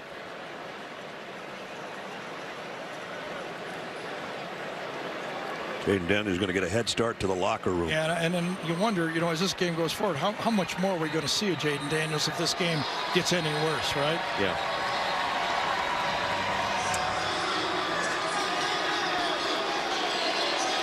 And a quick timeout. Jayden limps to the locker room. Ramos. He'll try from 42. The one that was blocked was a 32-yard attempt. Try to get some points here to close the gap a little bit before halftime. Ramos drills it. Good kick, and the rush was excellent by Georgia. They got close to him, but he put it through. Yeah, the timing had to be good. On the block, the snap was a little high. It looks like here, everything was this time low, but they got it off and almost blocked by Lassiter, didn't it? Yep. Good job by LSU to get something out of that drive, and they did it because their quarterback's got a lot of guts. Sure does. That ends the half, but it's 35-10 right now with undefeated Georgia in command and Stetson Bennett with 4 touchdown passes. Brian Kelly's with Jenny. Coach Jayden Daniels clearly banged up out there. What does the quarterback situation look like in the second half? I don't know. I mean, he came out and he's obviously gritty, fought through it on that drive, led us to a field goal. So he's a tough kid. He's obviously banged up, but he wants to play and he's out there competing. Thank you very much, Coach. Georgia looking all of their #1 ranking. They've been questioned at times about, are they good enough? Did they do this good enough? Did they do that good enough? They've done just about everything good enough today so far in the first half. Stay tuned. We'll be back with a Dr. Pepper tuition giveaway right after these messages.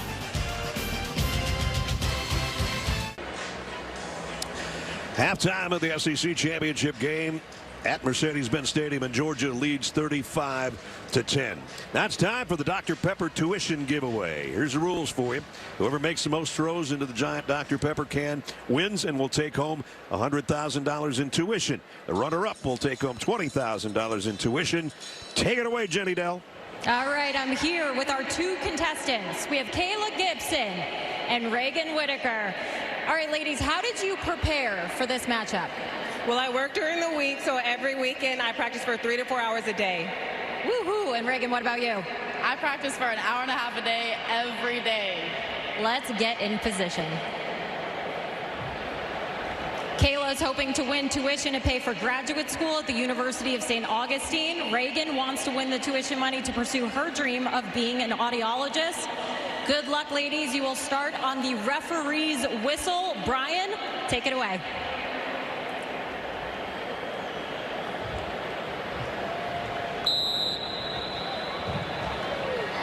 You can see both of these ladies using the chest pass. It has been successful in the past.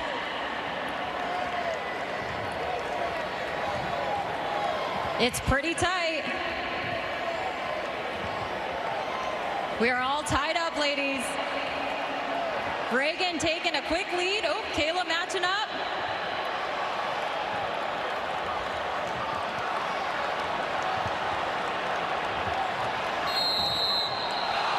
And we are tied. All right, so what happens now? We're gonna put 15 seconds on the clock. Whoever can throw the most balls into these Dr. Pepper cans in 15 seconds is going to win $100,000. We will wait for everyone to be set.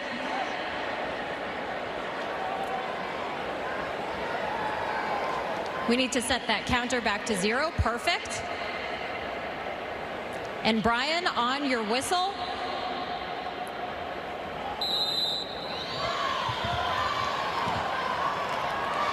Just 15 seconds here, ladies. This is a battle. All tied up. All tied up. Oh my goodness. Well, this means that Reagan Whitaker is the winner because she won the tiebreaker challenge yesterday. Reagan, come over here. Congratulations. Reagan. Okay, here to present the tuition check, we have Andrew Springray. He's the Chief Marketing Officer of Dr. Pepper. Congratulations, way to go. That was awesome. On behalf of Dr. Pepper and all Dr. Pepper bottlers, I'm thrilled to give you this tuition check for $100,000. Congratulations, you made Alan proud. Thank you so much. Oh my God. What does this mean? This means the world. I get to go pursue my doctorate in audiology and help others for the rest of my life. I want to thank my family, my friends from all across the country for supporting me every step of the way. I want to thank God for letting me be here. Shout out to Dr. Pepper for making this possible. And shout out to Baylor University. I'm bringing it home, baby. Awesome. Congratulations, Reagan. Remember, Kayla is not going home empty-handed. She goes home with $20,000 in tuition. Congratulations to the both of you. Since 2008, Dr. Pepper has awarded over $13 million in tuition to deserving students. Brad, back to you. Well, that's the first time that the crowd is booed here today because they didn't like the overtime rules. But Reagan Whitaker, congratulations. She won the tiebreaker yesterday when y'all weren't here. We'll get you to Adam Zucker and company for the Geico halftime report right after these messages. CBS Sports presents the Geico halftime report. Geico. Save even more when you bundle home and car insurance. We are at the half in Atlanta with the score 35-10. Georgia on top. It's been all celebration for the Dogs thus far. As we welcome everybody here to the Geico halftime report. Adam Zucker alongside Rick Neuheisel and Brian Jones. I think we know who number one is going to be tomorrow if this holds up. But this score, 35-10, eerily similar of what LSU did to Georgia a few years ago in that game, 37-10.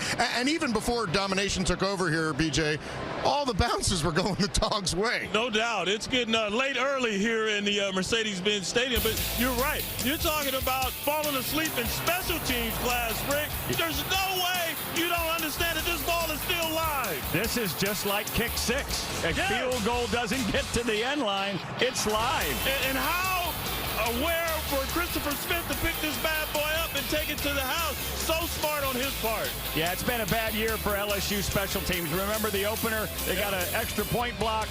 Just rough. And this is just helmet unkind. I mean, you think it's going to be an incomplete pass. It bounces off the receiver's head. The aggressive teams always seem to get the bounces. And what we've said about this defense over and over, they're relentless. No doubt. They don't give up these dogs, and they're going to make you pay. So another missed opportunity. Stetson Bennett and Todd Monken have partnered to be brilliant. They're moving the pocket. You can see Bennett out here throwing to his favorite target, Brock Bowers. That's one touchdown. Here's his other big target, Darnell Washington, down in the red zone. They find a way. Same play they threw to Bennett. Now they're coming back. They get it to their youngster right there, Dylan Bell, freshman from Texas.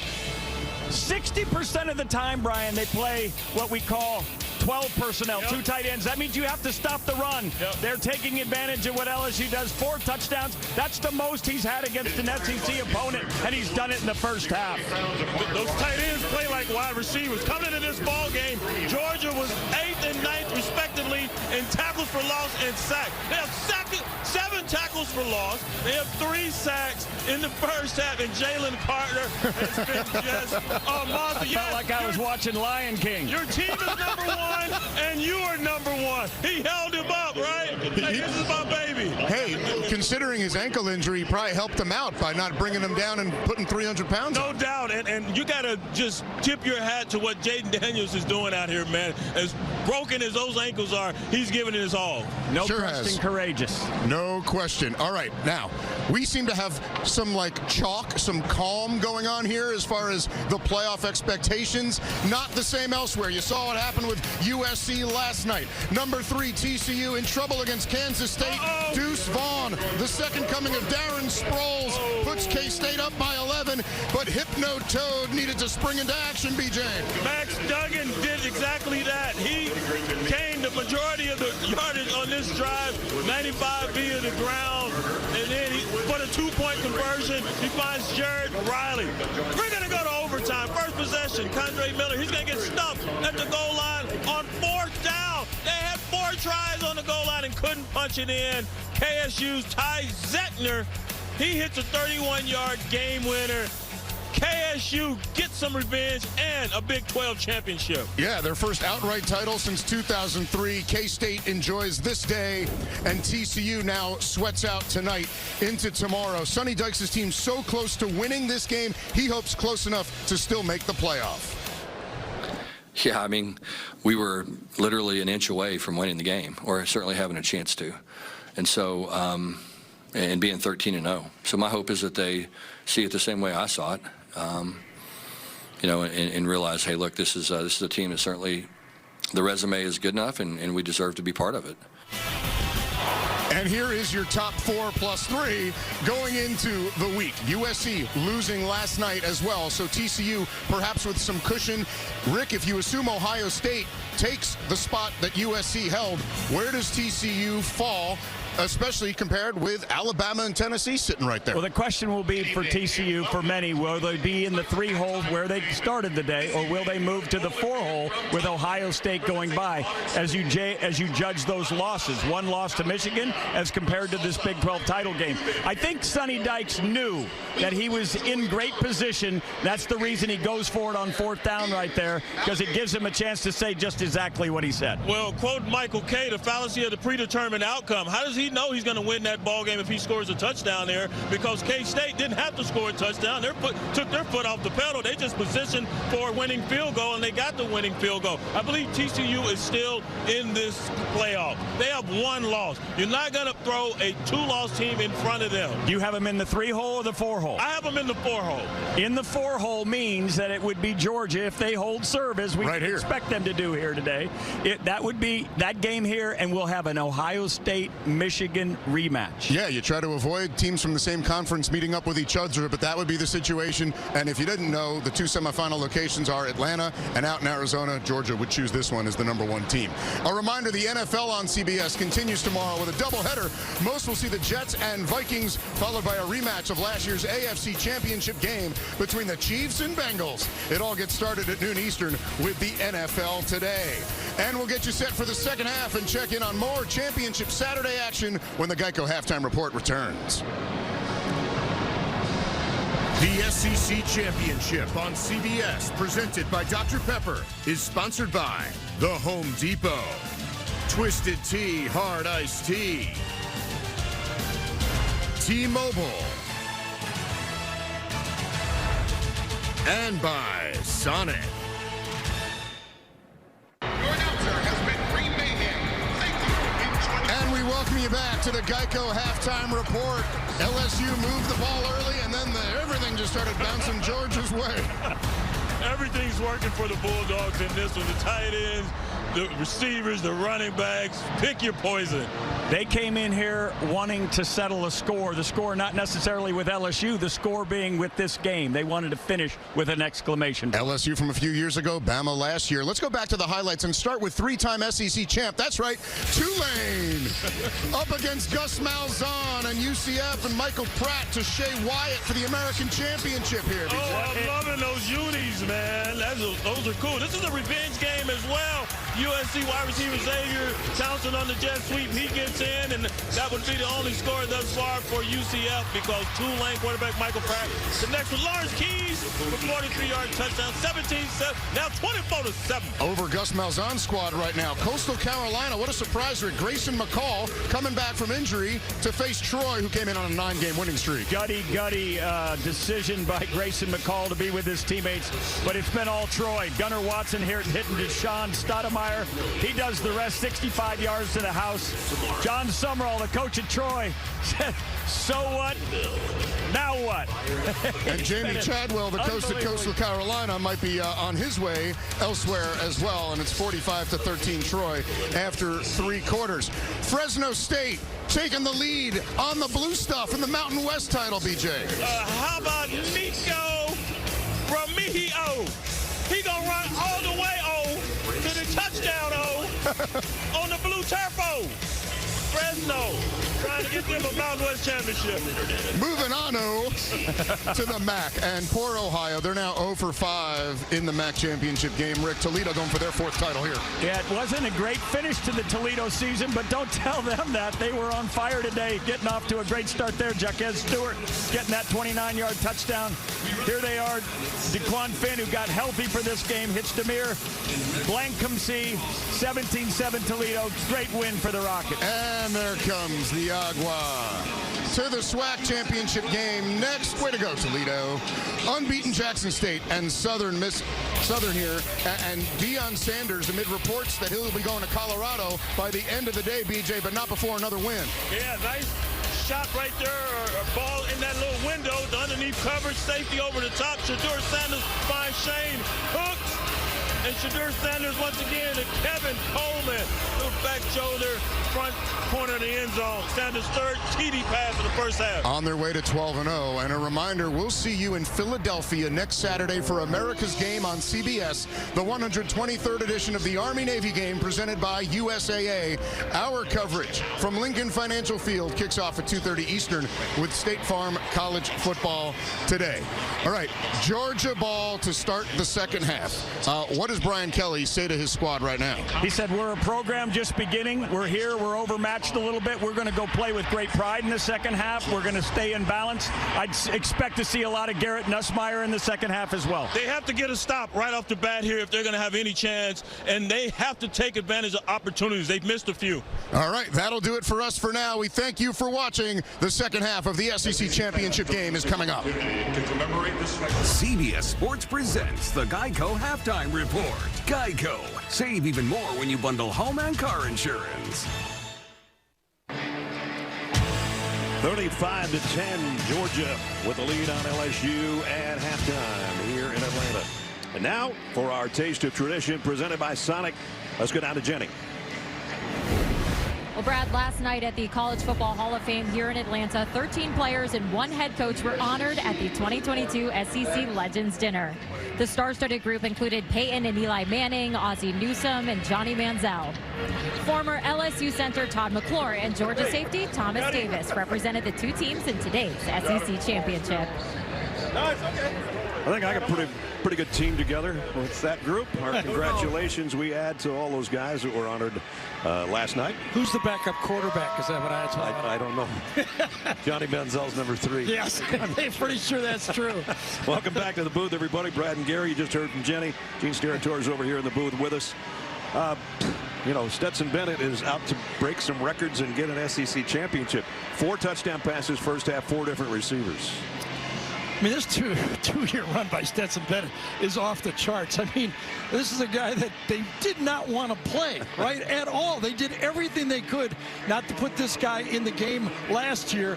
Every Georgia fan a year ago were holding their breath, saying we can't win with him, and he's doing it again. Can this guy go back-to-back national championships? Incredible. They're halfway to the playoff, we know that. And this Georgia team is built so many different ways. You know, I mean, they can run the ball at you, tight ends, wide receiver. They've just got a lot of ways to beat you. Oh, big hit on Dejon Edwards on the return. It was Harold Perkins down on special teams to make the stop. Take a look at our trends in that first half. We just talked about it. Tied for most in the first half in an SEC championship game, tying Mac Jones in 2020 against Florida. Jayden Daniels played really, really well. And courageously and knocked around. And, of course, crazy plays. 96-yard block field goal is the longest play in SEC championship history by a yard. I think BJ got it right. Brian Jones said, if you want to make it a game, LSU, you got to stop them right now. Now let's see what they can do. And there's the two tight ends, both that caught touchdown passes, going from right to left to set things up for Kenny McIntosh to break one off the left side, and 8 yards, maybe 9, as he pushes his way out of bounds. It does feel like the LSU team playing courageously, doing all they can. They just don't have the depth. This team is not built as deep. They can't substitute. They tire out. You got the feeling that Georgia, as this game goes on, is going to start pounding on them. There's Jayden Daniels over there trying to encourage his teammates. So it looks like we're going to see him when they get the ball back. We'll have to wait and see. 2nd down and 2. The toss to McIntosh. 1st down and a bunch more. Out to the 38. Yeah, we wonder as this game goes on, and you know, you're shaking hands with coaches, you might not be going back in the game, right? Not. Maybe that is what it means. Yes. And that would be a whole bunch of Garrett Nussmeier, as BJ predicted. And the Geico halftime report. 1st and 10, Georgia. Quick slant, complete. Rosemary Jackson out to midfield. Throw and catch and pick up with 12 more. Yeah, he had the option. You could go left and go the quick screen. You got the easy one to the right side. Nobody over your slot receiver. Just take it right in front of you. Right at the midfield stripe. Flags down. Stetson Bennett hit as he throws. And is it intercepted? It's very close. And again, penalty markers on the play. I think LSU was offsides, and that forced the movement from Georgia. Let's see what they call here. David Smith will let us know. Right now, they're still. Eventually. Must be differing opinions here on what happened, right? Meanwhile, Greg Brooks is saying, I thought I picked that thing off. Here's a call. Offside on the defense, number 11. 5-yard penalty. Replay, 1st down. Ali Gay is the guy that jumped. Veteran defensive end, playing in his 5th year. Yeah, I thought the movement first came inside. Yes, and that caused Washington to move with the inside movement. He was reacting to the movement by LSU. Good call. So give Georgia a free 5. And into LSU territory at the 45.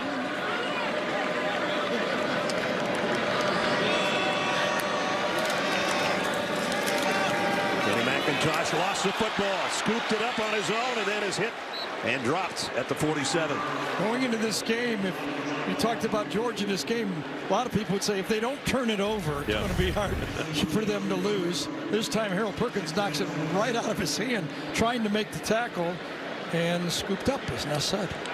Georgia came in -2 turnover ratio, as Kenny McIntosh is getting a little love and a little lecturing from the head coach over there about dropping the ball. And in the meantime, Kendall Milton comes in to take his spot. Yeah, they only got 4 of them, so they got 3 more guys that can go.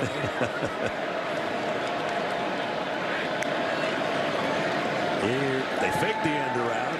Bennett now will come back to the man that was coming end around, and that's Arian Smith, one of the fastest guys on the Georgia team. Nice open field tackle that time by Ryan, number 15, Sage Ryan. open field tackle on a fast football player. Wanted to go deep, good coverage, nowhere to go with the ball but the drop off. Watch his tackle. That's a big tackle. No doubt. One-on-one against a big-time athlete. Ryan gets him down. Wrapped him up and twisted him down. Another good-looking play from Georgia, though. Even didn't gain that much, but it did get him a first down.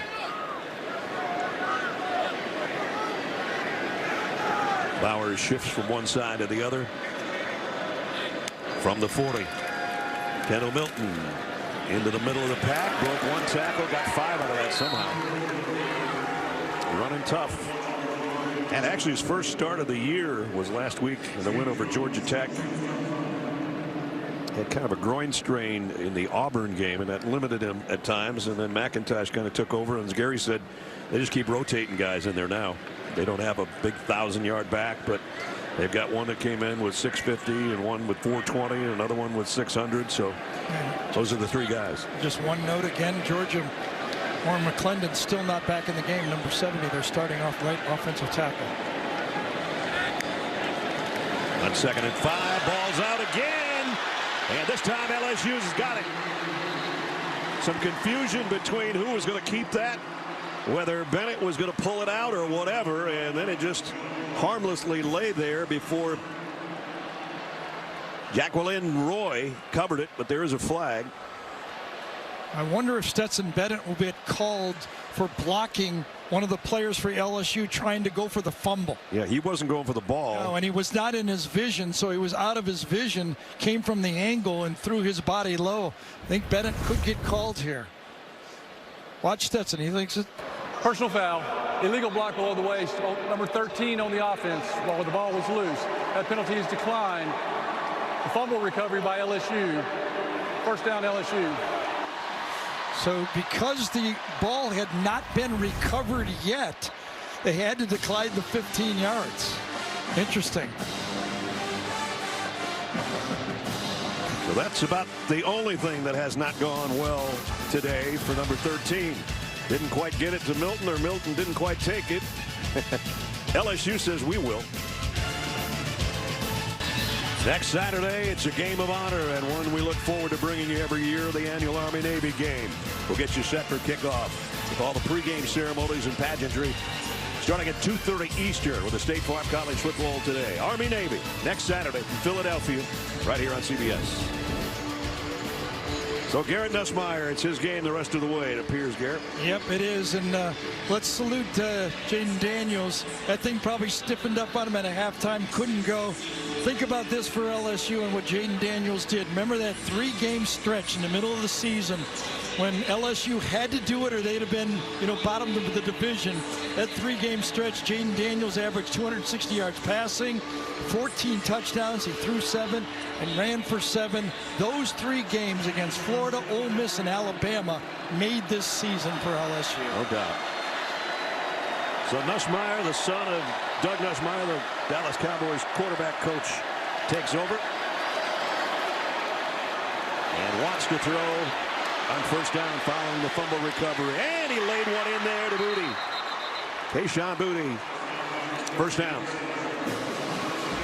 Boutte comes clear across the field on this one because Nussmeier bought some time, laid it in.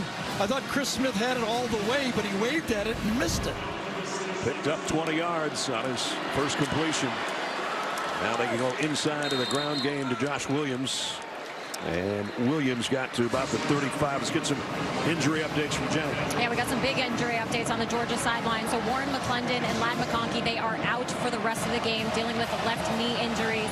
And then Tyke Smith, the D-back, he has a right shoulder contusion. He may return. Guys, I'm going to go check on what's going on the LSU sideline. All right, Jenny, thanks.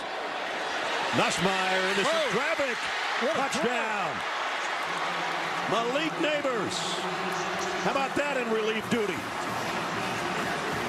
Malachi Starks, number 24, the deep safety, thought he had it all the way. But the gun by Garrett Nussmeier beat him. He got it there so fast. Watch Starks right here, the freshman. He thinks, I got him, I got him, I got him. Whoa! They don't have him. AT&T 5G pylon cam. Malik Neighbors, his second touchdown catch of the year. That's a big one. Well, BJ said they need to get a stop, and then they need to get a score, and they're doing that. I'll tell you, there's nothing I admire more than teams that are down when most of the fans and the people watching the game think it's over, and they just keep playing. Love it. 35-17. LSU, their backup quarterback with a rocket down to Neighbors. And Garrett said, that's just how we drew that up when I was playing second string.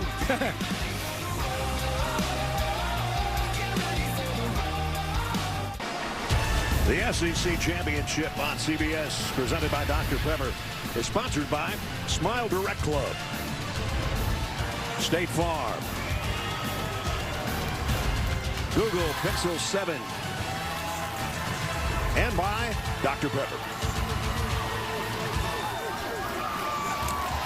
Those Georgia fans enjoying everything until the three-play drive in 57 yards in 51 seconds. There's Ladd McConkey, who Jenny told us will not return. He has one of the 4 touchdown passes thrown by Stetson Bennett today. Remember, it all started with that fumble recovery by Roy off the mishandled exchange between Bennett and Kendall Milton. And then they had to just go 57 yards to get a really nice touchdown pass from Nussmeier to Neighbors. Let's take a look at the GMC game changer. This guy has changed things from the very beginning of the ball game. 4 touchdown passes, 2 to his tight ends. That one to McConkey. This one Darnell Washington. The other one was Bowers. And then Dylan Bell right in the middle of the end zone. Yeah, that's the toughest part if you're a defense. You know, a go-to guy, when you got one receiver, you can kind of lean your coverage to that guy. But this offense, with the tight ends, the running backs, everybody involved, that's the strength of this offense. Georgia diversity. They can run the ball with power, but they can spread it out in the passing game. 21 for 26. That's quite impressive. Speaking of 21, that's how many guys have caught a pass for Georgia this year. So that's the spreading around Gary's talking about.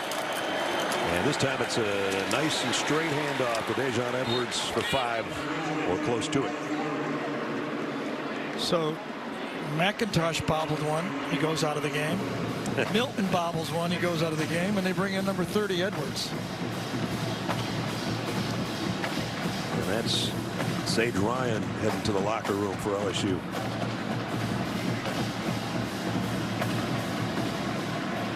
Yards per carry, 4.4 for Georgia, 0.4 for LSU. Everybody's had trouble running on Georgia. They're #1 in the country against the rush. Edwards going to be brought down 2 yards shy of the first down, 3rd down and 2 upcoming. Another good defensive play for this LSU defense. Those plays have been busting for big plays for the counter for Georgia the last few games. But so far in this game, you know, reasonable stops. Quick throw, and that's one hopper, and Georgia's going to have to give it up. Yes, they are. Pulled the string on that one. Back-to-back self-inflicted wounds by this Georgia football team. Kirby Smart sort of saying, come on, come on, come on, let's go. Into the half, the aggressive drive, putting a field goal up. Then after the turnover, 10 points here on this LSU, and they get the ball back again. So Brett Thorson to punt. Gregory Clayton waiting back on the other end. Thorson, fair catch, called for by Clayton around the 26-yard line. So 9:27. Just 5.5 minutes into this quarter, and LSU's got it back, and they've cut the lead to 35-17.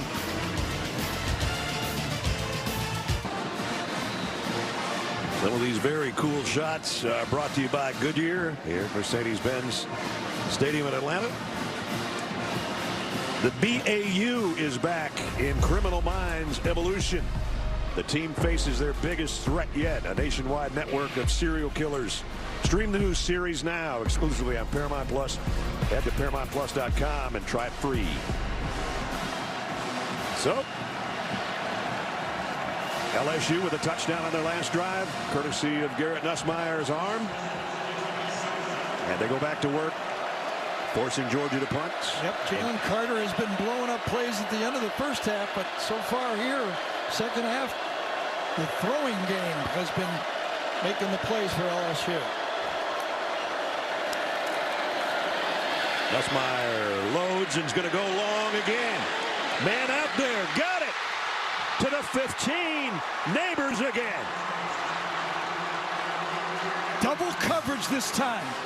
You just throw the ball deep, even though Georgia puts 2 players on the receiver. They got him inside out. They got him bracketed. Throw the ball up. Where is it? Where is it? Neighbors knows where it is. 49 yards later, first down in the red zone at the 14. Nussmeier again, the fade to the corner. Overshot his intended receiver. That was Brian Thomas.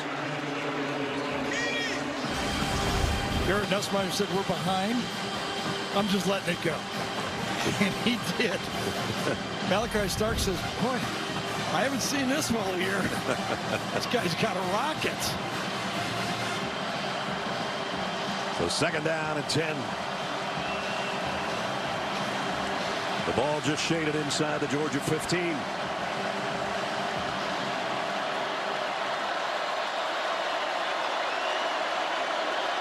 Boutte goes over, settles in the slot to the left side. 4 receivers for Nussmeier. Williams in motion out of the backfield. And this one's batted down.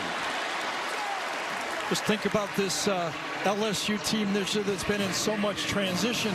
Even at quarterback, as Jayden Daniels came in as a transfer. Remember, Max Johnson was a year ago the quarterback. Right. Miles Brennan was one of the guys they had in mind. Nussmeier, Daniels. There was 4 different guys that might have been the quarterback for this team this year. Jalen Carter was shaking his hand. I think he's the guy that knocked that pass down, and I think it hurt a little bit. If anything on him ever hurts, well, it has this year. Yeah. His ankle. Third down and 10. He got close the last 2 plays, deflected the last one. There he is. Nussmeier throws back across his body, completes it to Taylor. Taylor might have a first down. Spinning his way inside the 5. Mason Taylor, the big catch to win the game against Alabama on the 2-point play, and this time spins very close, 4th down play.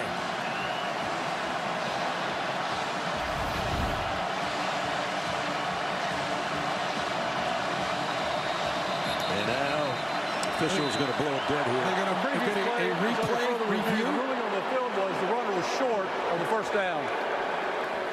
I think this is worth a review, don't you? Absolutely. With a 4th down at about 2 feet, and Georgia kind of helped Taylor's way around that one. When they were tackling him, they sort of spun him forward. Yep. I mean, Taylor kept his balance, figured out which way to go, north and south on the play. Catches it over the middle, and then just knows I got to spin and fall forward. He put his hand down to keep his balance without landing, and I think it's even closer than at least what they have it. And I think his left elbow was down. I think it was a good call. Gene, what do you think? Really, really tight. Taylor does a great job of keeping his legs off of the ground as well after he kind of posts with the offhand. It looks like a good spot to me. I haven't seen an angle where I can see we get a great look here of just posting with the right arm. Now watch how he straightens the legs out to not let them touch. And then, as Gary said, there's the elbow, where the ball is in relation to that. Looks to me like he had to get to the 5, guys, or to the 4. I think he had to get to the 4. To the 4, and it looks like that elbow might be about a half yard shy of that, based on the angles we've had so far. What an effort right here, though. Body control, the whole thing. Freshman tight end. He's going to be something. He already is really good. Yep. And remember, they don't have the running quarterback right now, but this is sneak territory, sneak push territory, don't you think? After further review, the ruling on the field stands. It'll be 4th down. So it's 4th down. It's not a full yard. Yep. This was a great effort to put the right palm down and then twist and keep his legs up. But right there, the elbow. And Georgia gets their defense back out there. Well, maybe 10 inches, a foot at the most. That's what I said. It's not a yard. Yep. Boy, they're going to go shotgun. Josh Williams in the backfield with Nussmeier. 3 receivers to the right now, 1 coming back in motion. Josh Williams did not get it. Man, that's hard to believe. Shotgun, give time for that defensive line to penetrate. I mean, I'm under center, sneaking it in a hole right over here. I'm getting up, I'm pushing, I'm doing everything I can. The penetration was too much. Jalen Carter got that big right arm in low. I said, they're in shotgun? And then Dumas Johnson cleaned up. So number 88 comes up with another big play for the Georgia defense, and they hold LSU out of the end zone. Georgia takes over on downs, courtesy of number 88, making another sensational play. Watch him throw Emory Jones right out of the play. Jalen Carter tosses him and then comes in and makes the play. Emory Jones is a freshman, but he's 6'6", 335 pounds. How strong that guy is. And that was magnificent. We saw him lift up the quarterback and put his arm up with one arm, and that time with his left cross, he takes Emory Jones and plants him in the backfield. Well, Georgia just outside its own 5 after stopping that 4th and short for LSU. McIntosh into the middle of the pile, and that pile pushes out to the 10. But we were talking about Jalen Carter on the sack of Jayden Daniels. Watch this if you missed this in the first half. He's got him wrapped up. Okay, now they're going to blow the whistle, and he's just going to, okay, I got him with my left hand. That's just amazing. He's a man. He's a man. If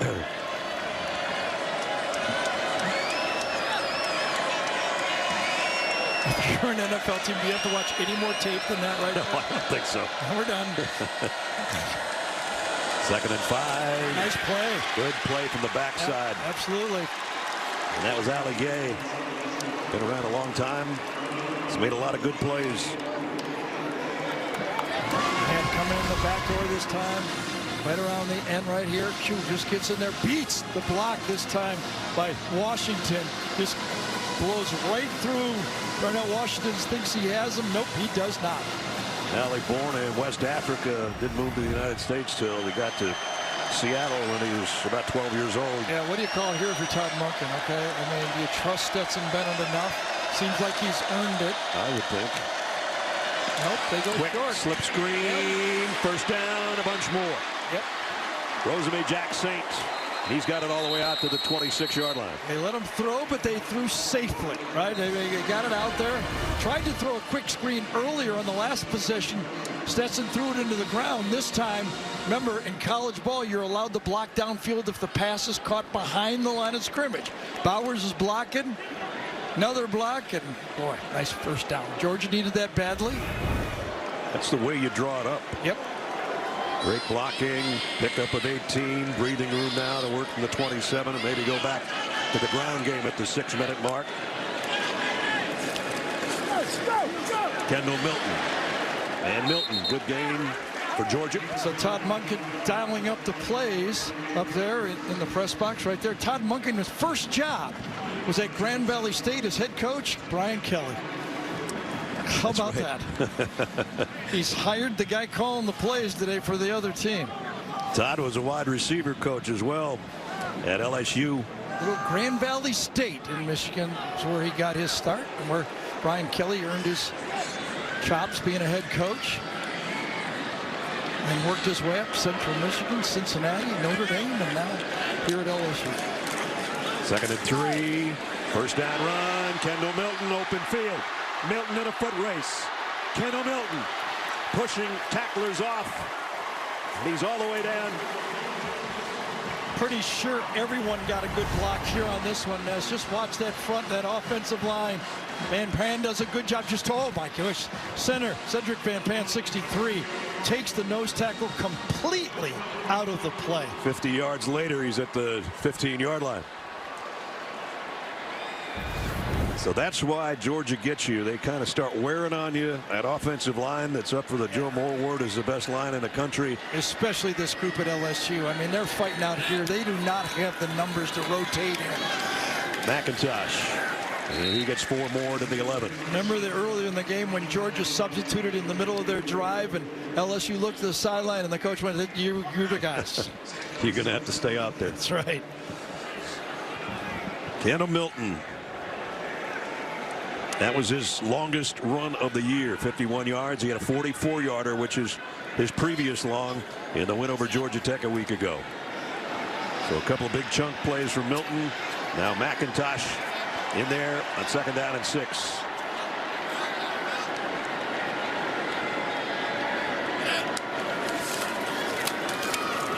McIntosh takes tacklers with him. 1st and goal, Georgia. Now he's still going. Somewhere inside the 5, they're going to spot this thing.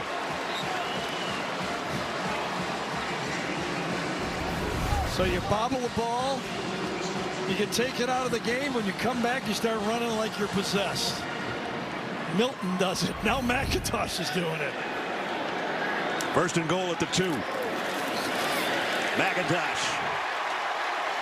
Touchdown. Standing up.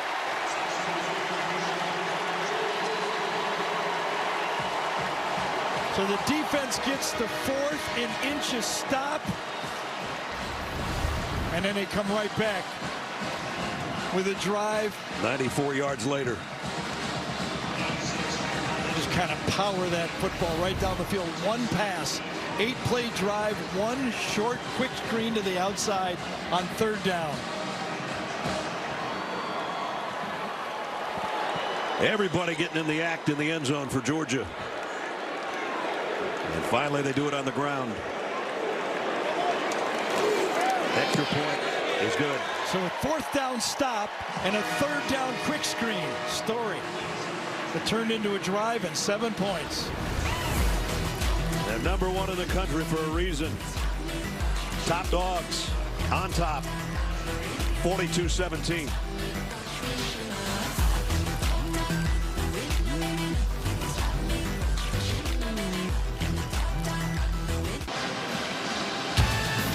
Tonight at 8 Eastern, join CBS Sports Network for a breakdown of the latest gridiron action as our experts talk postseason play on Inside College Football. 8 o'clock Eastern tonight. Well, Georgia came in 12-0, and they're closing in on 13-0. We still got 3.5 minutes to go in this 3rd quarter, but Kenny McIntosh just iced out a 95-yard drive with a 2-yard touchdown run. And I don't know where that kick was going, but in the wrong direction, and good starting field position for LSU. Free kick out of bounds. Number 96 on the kicking team. Ball will be placed at the 35-yard line. 1st down. Let's go down to Jenny. Yeah, well, no surprise here. Jayden Daniels is ruled out for the game. He's become a cheerleader on this LSU sideline. So it's Garrett Nussmeier's show the rest of the way. But, guys, I'm also told that the freshman, Walker Howard, he might get an opportunity in this game. He can still redshirt if he gets into this one since he's only played 1 other game this season. Freshman out of Lafayette, Louisiana is Walker Howard. But Garrett Nussmeier at the controls right now. He's looked pretty good. Came into it, couldn't get much tougher of a situation.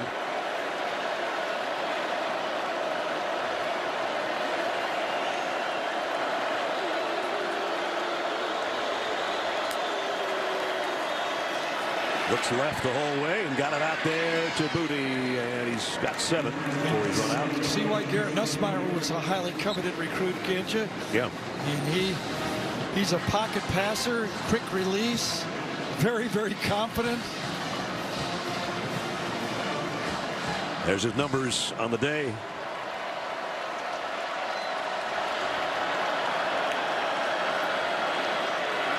Josh Williams, nice run, the biggest one of the day for LSU. Foot race. Georgia will track him down, but not before he got to the 12-yard line. He gets up hobbling a little bit.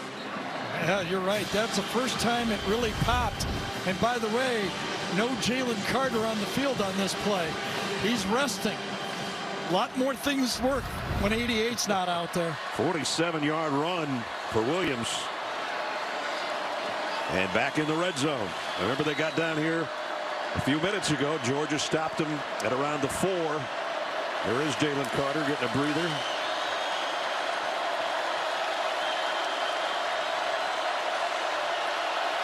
John Emery in there right now at tailback. But it's Nussmeier. On the fade to the corner, incomplete. Keely Ringo, penalty flags down. Going to get called. Keely Ringo lost the ball, and when Jenkins went up for the catch, he panicked. Well, maybe rightly so. He didn't know where the ball was, so he just grabbed Jenkins. Pass interference on the defense, number 5. Foul occurred in the end zone. The ball will be placed at the 2-yard line. First down. See, can't find the ball, out of position, runs towards the receiver. He knew he was in trouble, and he just latched on. It's a no-brainer there. So he comes out. The big guys come in. The yard line is the 2. And Noah Kane in the backfield with Nussmeier. First and goal. Snap was late. Kane driving forward. Didn't get there. Something didn't look right on that play. I thought it was legal procedure myself. I thought they were moving before the snap, didn't you? Something looked odd. Maybe. Yeah, I thought the left side was moving on that play. Well, now they're a yard closer. Second and goal. Kane. Touchdown.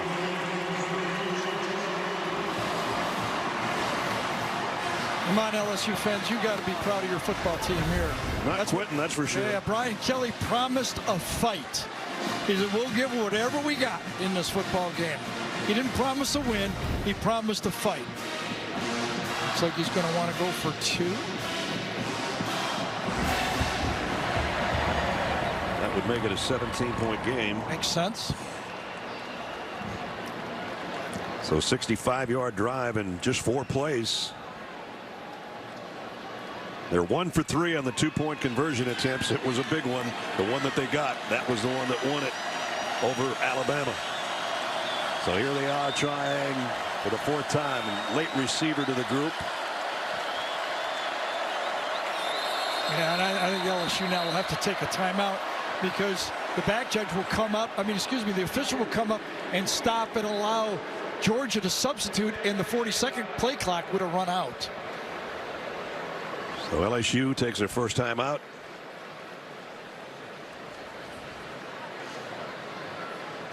Brian Kelly in his first year in the Bayou making the championship game. Here's the other guys that did it in their first year. Gus Miles, Gus Malzahn, Jim McElwain. Yeah. Interesting also, I know, Brian Kelly will not win Coach of the Year of the SEC, but, what a year he had. In most years, you might make an argument, but the guys ahead of him, Shane Beamer, name's got to come up. Yep. Kirby's name's got to come up, right, Coach of the Year? Josh Heupel. And, of course, Josh Heupel, who probably will win it. Good year of coaching here in the SEC. Let's see what they got for the 2-point conversion. Josh Williams, the tailback. Stack receivers to the right side to the bottom of your screen. And Mason Taylor is always a good call. Down this close. He just went in motion and set up on a stack on the other side. Nussmeier throws high and incomplete. Not able to get it to Brian Thomas. And so it's going to remain 42-23 with 1:46 remaining, 3rd quarter. Tigers hanging around.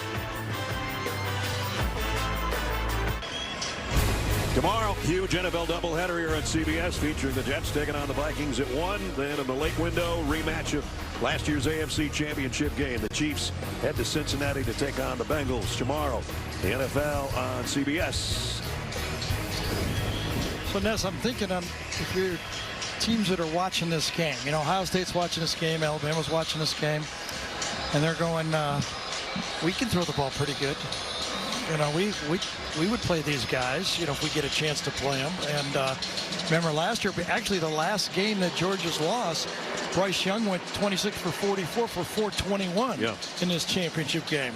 So watching LSU throw the ball around, Ohio State's going, just get us in there. We'll take our chance.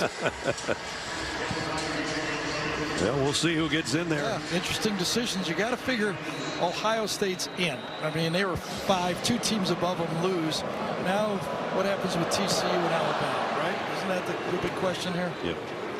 And Georgia will come out to the 25. Michigan plays Purdue tonight. Yep. And here's the teams we're talking about. And TCU's courageous game today. I mean, you watch that game and it's hard not to believe they're a championship football team. I mean, you know, there's this little thing about who's the best team. I know Tennessee is thinking, well, we beat Alabama. We should be in this conversation. But can you come from number 7 and pass up 5 and 6? So it seems like the committee's kind of boxed themselves in here, doesn't it? Never been a 2-loss team in the playoff. And that one continues to hold. Oh, what a stiff arm by McIntosh, but Baskerville just shakes it off. Still straightening his helmet out, though. Nice collision. And I always felt that should be considered going forward as a potential penalty in college rules. You know, if you're going to call hand to the face mask on a pass rush inside for the defensive player, why should the offensive player be able to take on an oncoming tackler? You got to watch your straight arm and not hit him up high like that, in my mind. Something I think college football should look at. And 2nd and 7. Bennett. Whoa, what a strike to Bowers. He was completely blanketed, and that's Brock Bowers. He's a freak athlete. He's 6'4", 230 pounds. He's lined up next to a guy in Washington who's 6'7", 6'8", 270. So he looks small. He's not. He's a normal sized tight end. And Bennett goes, dropping the mic. Oh boy, here we go. Hey, if you want to play quarterback, you got to be a little bit cocky, right? Yeah. Well, we know that being around you all these years. So. First down at the 49 after a pickup at 24. Many reasons to be humble, but you have to really try not to be. And Edwards brought down by his collar, but it was the front collar, so no flag on Roy, who made the tackle. Georgia fans were thinking it was face mask. I don't think it was. Nope. It's the front of his jersey and shoulder pads.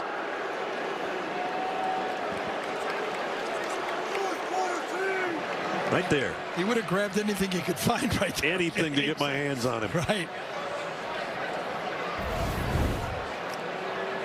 Burns is the guy down. Major Burns, the safety. He struggled with it. It must be cramps. As you can see, they're giving him some liquid. You got to figure it's cramps in his leg. Yep. Every time they hold that foot up like that, he's cramping. They're trying to release it, giving him some liquids, trying to get it to slow down a little bit, ease up.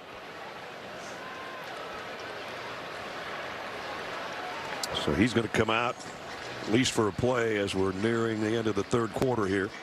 Yeah, and probably unlikely that Georgia will snap it. They'll wait till the 4th quarter.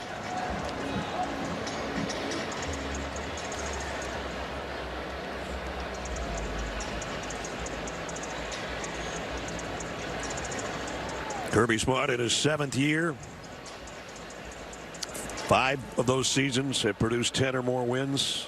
Last year, of course, 14 and a national title for the first time in 41 years.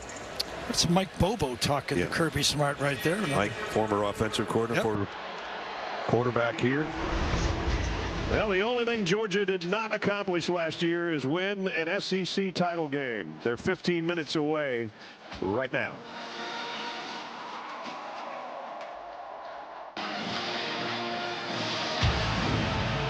The SEC Championship on CBS, presented by Dr. Pepper, brings us into the 4th and final quarter between the Tigers and the Bulldogs.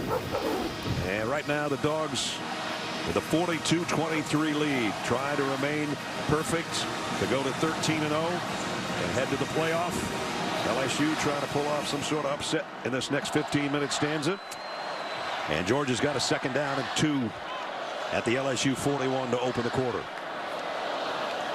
Kayshon Edwards, nice little juke move to the outside. Edwards on the way all the way down to the 15. This formation has been so good to Georgia today. They bring their 2 tight ends, they shift them, then they bring their wide receiver, Rosemy-Jacksaint, in. They overload the right side of the line. They either toss it wide or they run the inside zone, and this time Edwards takes the inside zone and bounces it out. That's a lot of beef to that side of the field over there. 28-yard romp for Dejon Edwards to the 13-yard line. That's the value of Darnell Washington, number 0. And that puts Georgia over 200 yards on the ground tonight. It's like having 3 tackles, 6 offensive linemen in the game when he's in there. Dejon, little stutter step. Almost popped it out the backside. Baskerville brought him down. The last time they attacked, this time they bring Washington across. The split zone play, run it inside, and you're right, just picked his way through there. Give it to him again, not this time. Perkins and Roy and company are there. Yeah, nice fight up front by LSU that time. They're not looking at the clock. They're not looking at the scoreboard. They're looking at their brothers right next to them and go, let's finish it. Let's get a stop. Let's play LSU football.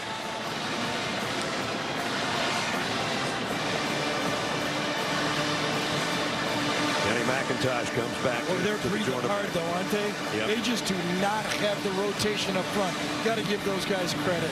99, 90, 95, 92.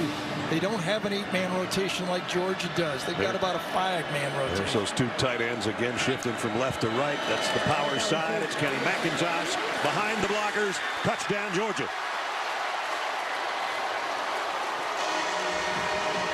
8-yard scoring run for McIntosh. Watch Darnell Washington, the big tight end on this play, how he finishes this into the end zone. Here he is. They're going to get it out. Remember, last time he came across to the left. This time he's leading it. Find somebody. Oh, I found somebody.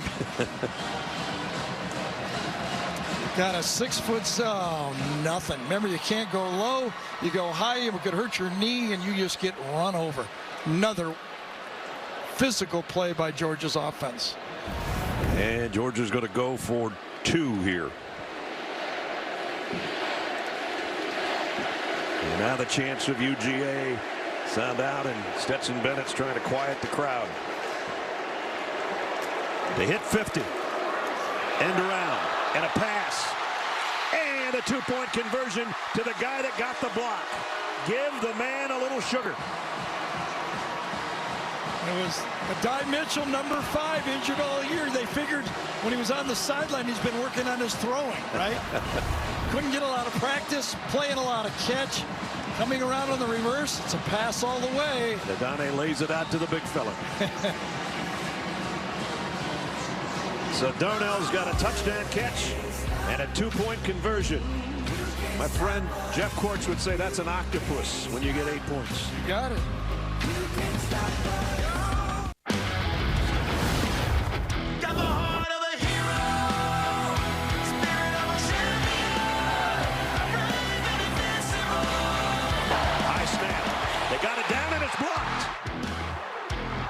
It's going to be about a 95-yard touchdown. Kayshon Boutte breaking through, touchdown, Fighting Tigers. It bounces off his helmet. Yes, that's an interception. Bennett got it. McConkey, touchdown.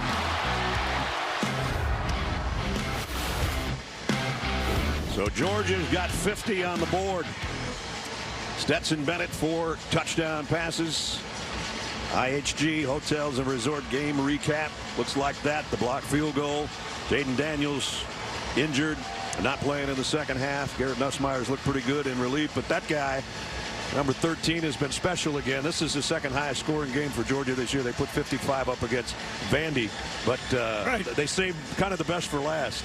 I got to say this. I don't know if we're going to be around, but I really would like to do the next LSU-Georgia game when somebody puts a 2-point play to go to 50. Brian Kelly's going to be running the tape of that in the locker room or the weight room from now on until they play each other again. Yep. I guarantee you that. There's no doubt about that. But it's what it is. 50-23.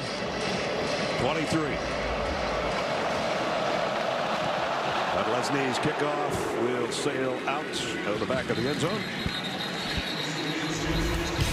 And we talked about this guy about 3.5 hours ago. What a disruptor he can be in the middle. Jalen Carter. Yeah, that's easy scouting report to say this guy is a difference maker, isn't he? He's athletic, he's quick.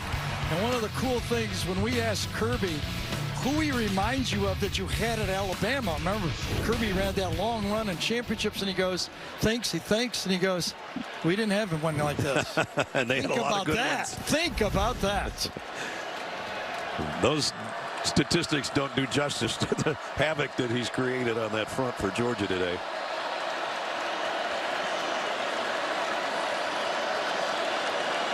Mason Taylor, the tight end, settles in on the right side. Nussmeier going that way, out to Taylor, and he's got the first down. Nussmeier throws a beautiful ball, doesn't he? Yeah. Gets rid of that ball quick.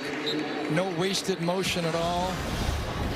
Gets back, sets, boom. You know, I mean, that's can't do it any better. His dad was a quarterback coach. He taught him well. Yeah, he did. Smile Munden ran him out of bounds, but not before he got the first down. Nussmeier now 6 out of 9, and early for Jayden Daniels. Actually, the total yardage doesn't look bad for LSU. Scoreboard does that. Nussmeier, deep ball into some traffic, incomplete. See, when you have an arm like that, when you can throw the ball 40 yards, the ball's no more than 20 feet in the air the whole time, you can attack any part of the field. The safeties can't get there fast enough. This is what the big time, you know, quarterbacks in the NFL do. This field just becomes wider because they can get the ball to it so fast. It never hangs. Billy Ringo was in coverage there on a pass that wasn't catchable. 2nd down and 10.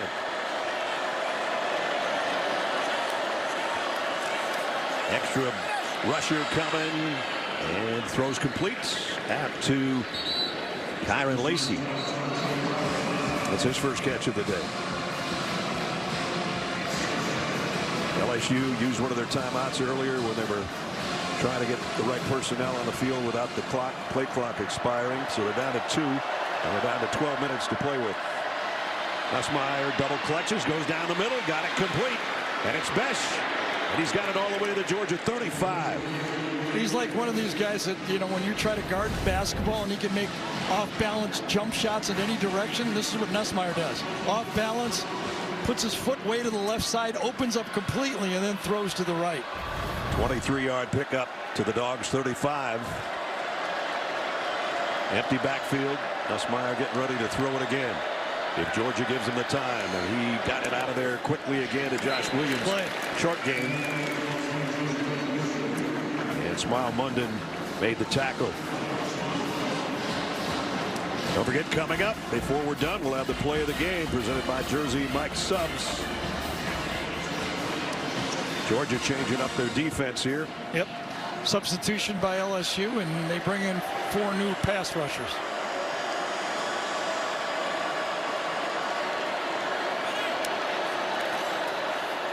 They'll keep it on the ground against that second line of defensive line and get it inside the 30. Noah Kane, who scored a touchdown earlier in this half. Just talk about this LSU offense and where they came this year. They did it with 3 true freshmen, 2 offensive tackles in this league, tight end, Mason Taylor. Nice building blocks. Yeah, no doubt. Nussmeier, far side, intercepted at the goal line by Chris Smith. And now he's got a fumble return for a score and an interception in the end zone. And Chris Smith started out on the far right side of the field and never went to the middle. When he doesn't go to the middle, it's hard to fit the ball up to the top. He stays, he doesn't have that far of a run, and he puts a bead on this one. He's the leader of the back end of the Georgia defense, and he's been special again in this SEC title game.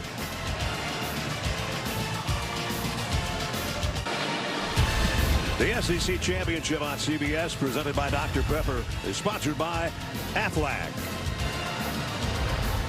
Mercedes-Benz, AT&T, and by Dr. Pepper. Some of the past matchups between Georgia and LSU to take home that trophy. LSU won in 2003. Georgia won in 2005. LSU dominated Georgia in 2011. And the undefeated Tigers with Joe Burrow and company beat number 4 Georgia in 2019. Now it looks like it's Georgia's turn again to take this SEC title game with the college football playoff rankings looking like this. Georgia about to go to 13-0. Michigan playing Purdue tonight. TCU has lost, as has USC. And that means there's some teams over that right-hand side that are lurking. Absolutely. I mean, TCU and USC could have left no doubt. Nothing left for the committee to decide if they both win, but now becomes committees. And we talked about Alabama. We see a late flag come in there. We talked about Alabama. What had to happen? Remember, they were left for dead after that loss. We did this. We put this up for you last week, remember? Yeah, and they just said, could all this happen? Would Clemson lose? That happened. Alabama had to win the Iron Bowl convincingly. Yeah, I think enough. LSU needed to lose one of the last 2 games. That happened, or they would have got the spot with a win.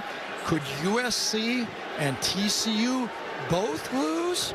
Oh my goodness. You got to add your own check mark. There you go. The last one came through. On the offense. Penalty is half the distance to the goal. It will be second down. And that's why they're in the conversation. And I think now it decides what will be the tiebreaker for the committee. Will they go resume, or will they go that little word that has always popped up in this decision making? Okay, it happened in 2007, 2014. The little word best. That's what it's stuck that word in there. Okay. The best 4 teams. So how do you decide it? Who's the best 4 teams? Is it what you think talent? Who's going to win? The schedule? Does a 2-loss Alabama go over a courageous TCU team that had to play one team twice? A lot of decisions are being made, and it's really going to be whether the committee goes with best or resume.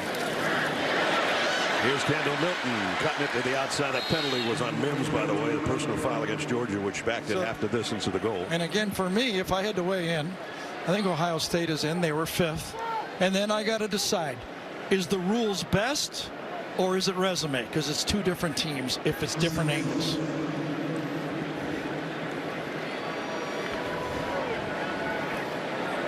If it's resume, I think TCU, with the courageous season they had, is going to get in. If it's best, they may just look at Alabama and say they're one of the best 4 teams. We shall find out.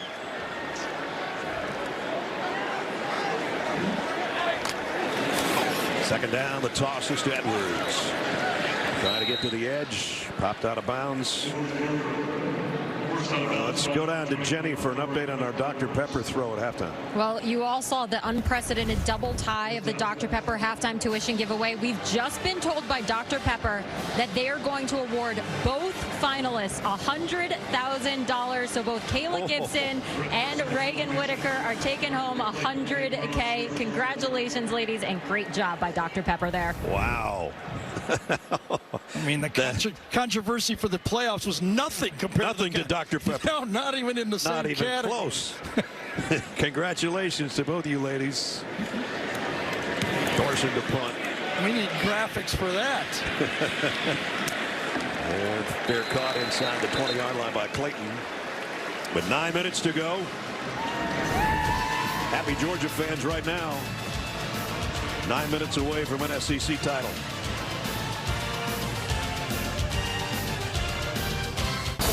Adam Zucker with his Jeep update from the championship game of the American. Tulane at home saw their 17-point lead on UCF trimmed to 3. Michael Pratt connects with Shea Wyatt. It's the Green Wave's 4th touchdown of over 40 yards in this game, going for their first conference championship since that undefeated season in '98, up by 10 with under 6 to go, guys.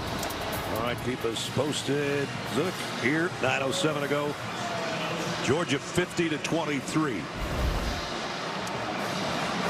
Georgia in that 50-point category now, most points in SEC championship history. A couple of Auburns, a couple of Alabamas, and now the Dogs in that mix as well. Nussmeier and the LSU offense for the 17.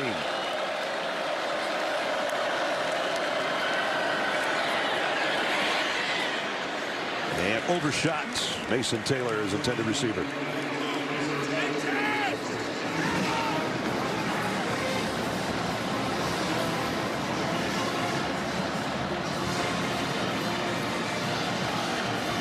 Here, Nussmeier in relief of Jayden Daniels. Yeah, and he's in there swinging for the fences every throw, right? Not taking the easy ones. No.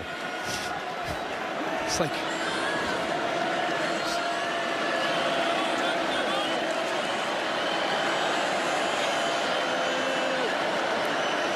Kayshon Boutte in motion. Georgia coming with a late blitz. Nussmeier. Oh, and he got it. Beautiful. Healy Ringo, I thought, was just going to stop and intercept the ball, and Jayden Jenkins pulls it in. Yeah, Jayden Jenkins, that's what happens when you depend on your receivers. You throw the ball up there, and you say, when I throw it up, you're looking at the ball. You're better than that DB. He's got his back to the ball. Make the play. I give you a chance. Go make the play. 30-yard pickup, and now a strike down the middle. And that's complete to Lacey again. Nussmeier might end up with 300 yards passing. No doubt the guy has got talent. I mean, this guy can throw. When Jayden Daniels throw to his arm, his whole package is different than Nussmeier. If you got this guy in, you're selling out to being a passing team with this guy. 50 yards in the last 2 plays, a 30 and then a 20-yard pickup. The Tigers have it at the Georgia 33. Plenty of time for Nussmeier here. He throws high again, intended for Taylor. With 8 minutes remaining.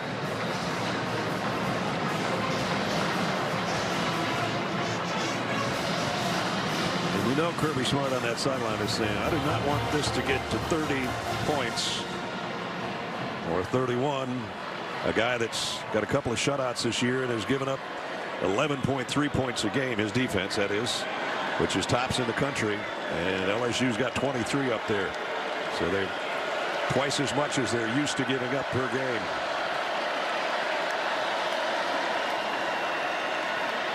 Nussmeier, long ball to the end zone, broken up by Ringo. It was intended for Brian Thomas, and he's still down.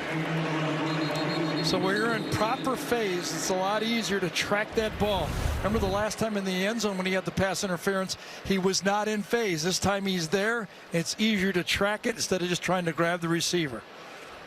Go out at practice all the time and watch these great athletes in the SEC play bump and run coverage and get trained by the defensive backfield coach. They talk the word phase, stay in phase over and over again. And I don't like the way he landed on that left arm and shoulder, and that's what they are looking at with Brian Thomas.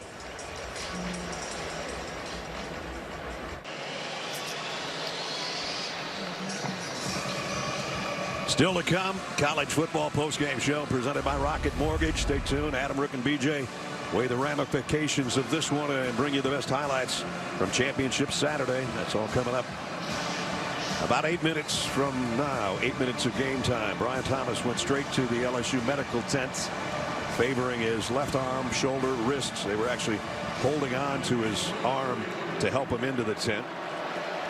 Jalen Carter has not really been involved on this drive defensively for Georgia.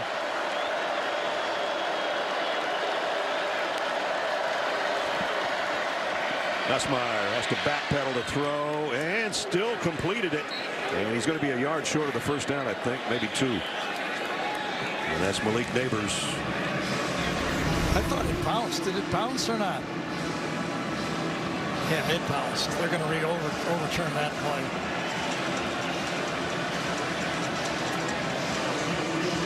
Replay official will grab that one. And Mitchell Wilkins is our replay official. Or not. There we go. They will. Ness, you know, you said the one thing Kirby didn't want is another touchdown for this team to get to 30. You know the other thing he doesn't want? Jalen Carter to get hurt.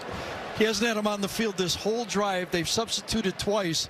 And number 88 has been on the sideline. The one guy Georgia does not want to get injured late in this game, number 88. I think that's smart. Yep. I mean, they don't play again for about 28 days. And also, when you think about Warren McClendon, Ladd McConkey, some of the other guys that headed out and Jenny told us would not return, those guys at least have time. We don't know the severity of the injuries, but they at least have time to try to heal before their playoff game against whomever on December 31st right here in this building. Yep, you see the Georgia players, no. That bounced.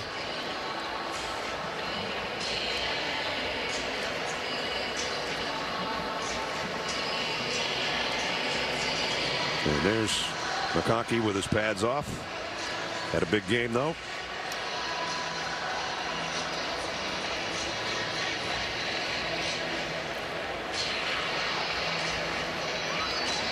One shouldn't take a long time, but seems to me it seems like it already has.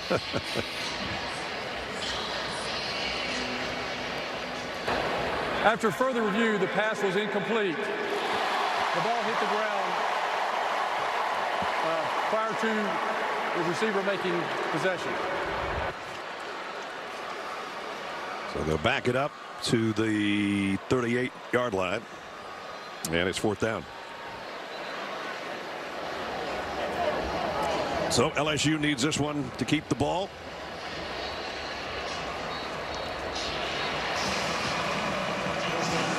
And they need to get to the 23 for a first down.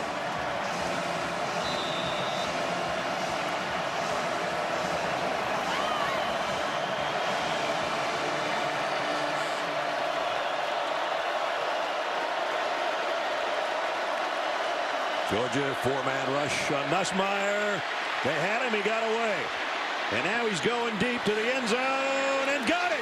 Touchdown LSU. Jayden Jenkins. You know, I got to say, goal number 9. If Joe Burrow's watching this game, he's going to go, that's a good move right there. I mean, to run away from that blitz, because they had him in the backfield. Beal had him dead coming around the corner. Spin out a la Joe Burrow, look deep, and find the open receiver. It almost looks like Joe's Heisman moment in the game we did, right? Absolutely. When he went to Jefferson for the touchdown. How about that play? Similar. So to say that, Joe's that's a good play. Well, here comes the 30th point for LSU. And knowing cool Joe Burrow, not a lot impresses that guy. No. Right? What a relief duty game for Nussmeier. Somehow kept his balance. Then he's going to go back across his body to the middle of the end zone and finds Jayden Jenkins diving for the catch. Nussmeier 253 yards and 2 touchdowns on 12 completions. And that one caps an 83-yard drive in a little under 2 minutes. And it's 50-30.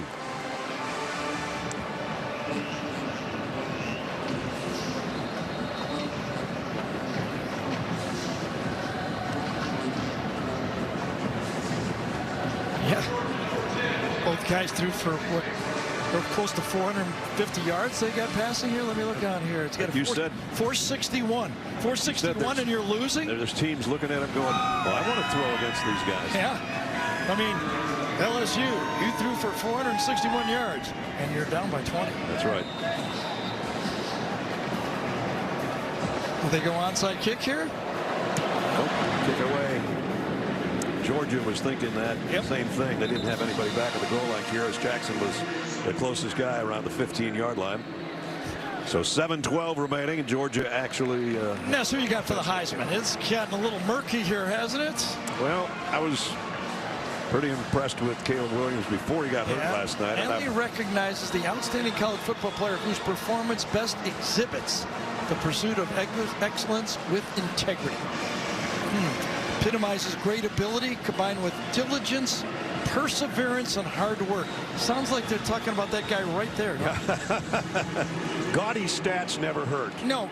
How about back-to-back championships? Well, I know. I'm not arguing with you. Yeah, I mean, okay, he's got to be in the car. You got to think about it. When you vote, you got to go, all right, let me think about this, okay? I mean, there's been other... I don't know how far Stetson Bennett's going to go. I'm not giving him any limit, by the way. But there's been non-NFL quarterbacks that have won this before, right? I mean, winners.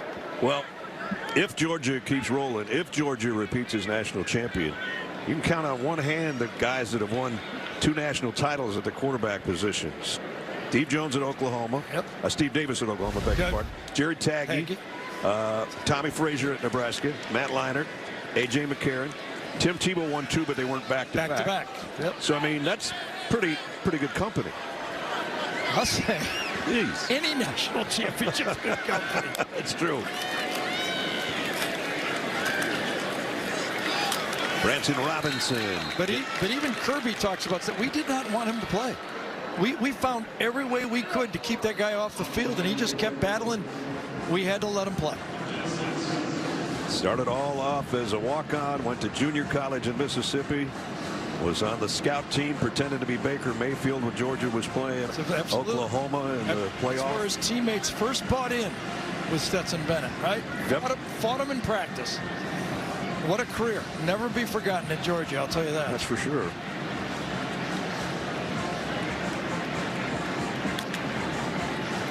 Won't forget this game either. It's a wide open, though. I mean, this vote for Heisman's wide open, I think. Robinson going to be close to the first down. Baskerville's been in a lot of tackles today. Number 23 was on the 19 team, LSU team, and he's playing in his last one here.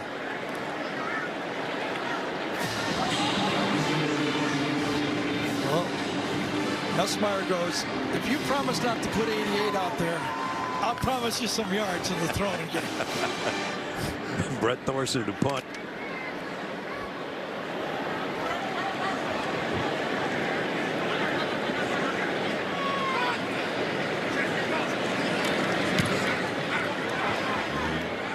End over end kick.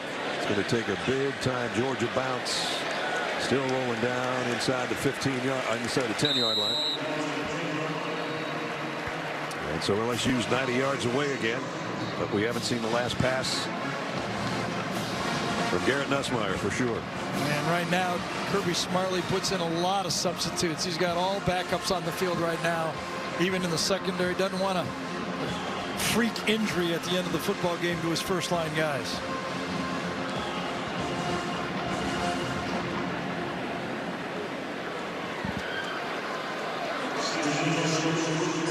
$80 points between these two teams, and still 4:43 to go. If Jalen Carter ran out there, we'll see if Kirby can still tackle well, because he's going to tackle a bit when he's out there. Low snap. Nussmeier in a little bit of trouble. Throws and completes another one out to Mason Taylor.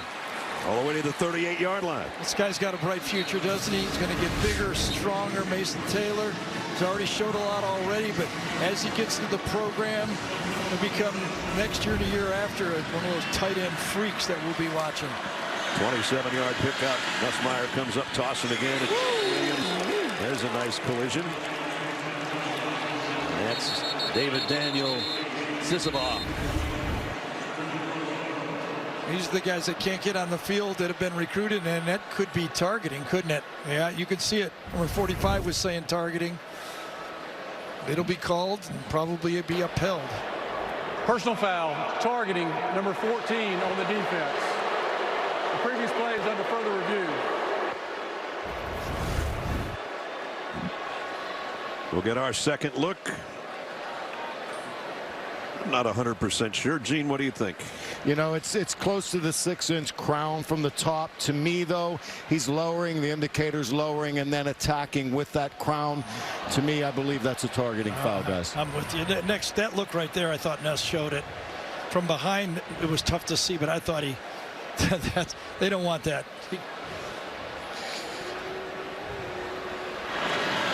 Here's in real time. It was a high-speed collision, that's for sure. It was. And remember, that's another reason why Kirby did not want any of his starters out there. Even if they didn't get hurt, a targeting penalty now would mean they missed the first half of the playoff game. Right. Even though it's, as Ness told you, what, 28, 29 days away.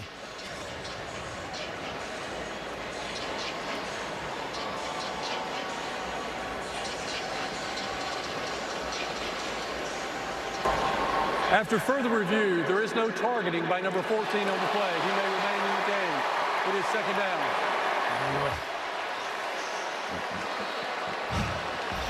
It's like becoming in like pass interference now. Every time you watch it, you think you know the rule.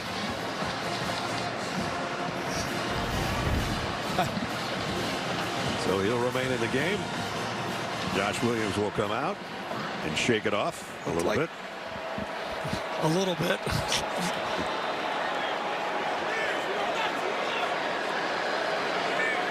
Yeah, Brian Kelly had to get an explanation of that. He goes, I'm standing right here. I saw his helmet collide, And then the explanation had to be it wasn't the crown. So second down and 7. The clock running, approaching 4 minutes.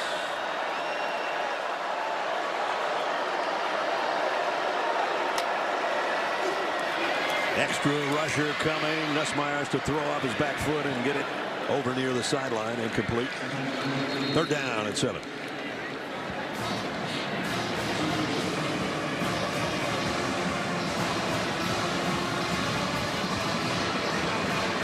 Still coaching over there with 3:55 to go.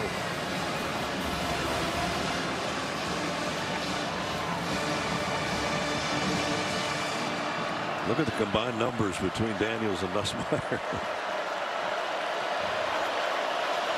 Yeah. 500 in the air, almost. Nussmeier, this one's complete. Man, what a throw. To the 50 and maybe into Georgia territory. Mason Taylor. On time. If he waits even a half second here, he'll lead him right into coverage. Lets it go now before he can get to the outside and to the next defender to the outside of the field. Beautiful play. Empty backfield, so there's another Nussmeier pass upcoming. They're over 500 now in the air between the two quarterbacks and looking for more. This one will head over to the security highway patrol. Let's get an update from Jenny.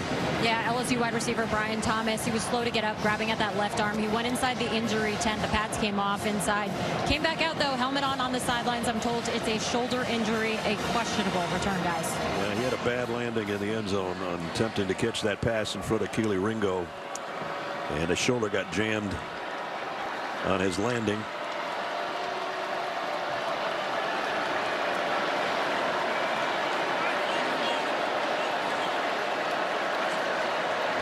Josh Williams flushes out of the backfield. 4-man Georgia rush coming. Look out. Garrett Nussmeier tried to get it to Williams over his head. Incomplete. Quarterback pressure coming from Smile Munden. So you got to have somebody out there if you're Georgia to call the signals. Smile Munden is the guy that's doing it. Starting inside linebacker number 2 is still out there calling all the spots of what to do, what the coverage is, strength of the formation, and taking the signals from the sideline as well. There you see him right in the middle of your picture. Third down and 10. Georgia crowd still making some pretty good noise in here.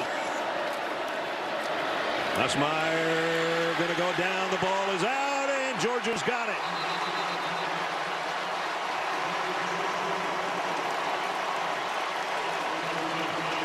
Yes, I think it was Robert Beal, number 33, that came around the corner that time. You remember, he's the guy that missed on the play with the touchdown pass. This time, flushes him and goes for the ball and swats it out before he gets him. Beautiful play. Then big Warren Brinson covered it. Here comes the strip that Beal had on the right hand, the passing hand. And then the big fella swallows it. Nussmeier, who's been brilliant since coming in, and that one didn't go so well. Georgia pressure finally got to him. So Georgia 3:20 remaining, and they're at the 38-yard line of LSU.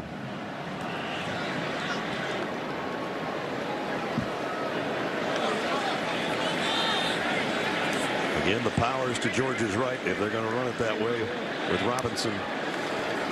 He's going to go straight up the middle and picks up 8 yards. Ness, when do you think that Stetson Bennett is going to get a curtain call here? You think they're going to bring in Carson back and have Stetson say to the crowd, "I'll be back in 28 days." Right here, right, same place. My career high was against Oregon in week 1. I got 4 touchdown passes in week whatever this is, 14, and I'll be back.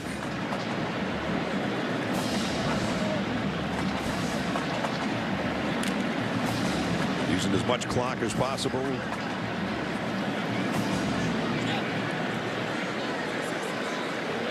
Working it down near 2.5 to go.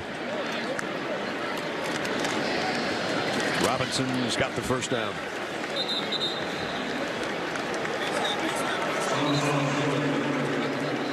Well, start thinking about calling it Dog Dynasty. Vince Dooley days. Buck Bellew and Herschel Walker and those guys, 43-4-1. And right now, 2019 to the present, 46-5, the winningest senior class ever for Georgia. I think Alabama's senior class this year is 146 or 7. Those are the top two. Yep. And this will be the icing on a undefeated cake. Stetson Bennett takes a knee. And the oldest quarterback to win an SEC championship is number 13.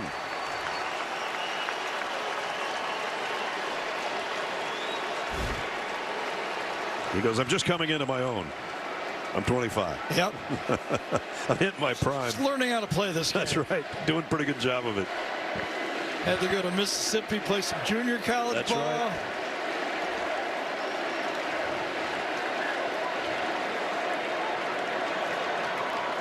Brian Kelly not going to stop the clock here. Bennett looks at that play clock until the very last moment and takes one more knee. Brad McConkey goes, let's give him a little noise.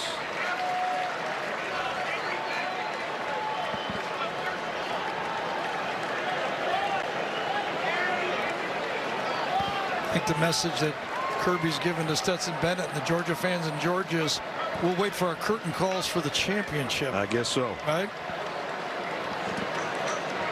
Probably one more wink coming from Stetson Bennett, though, as he looks to the sideline. That'll do it.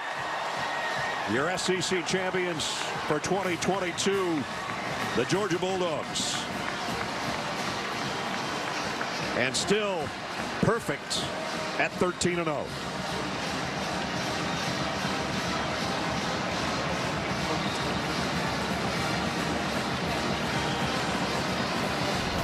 So the playoff awaits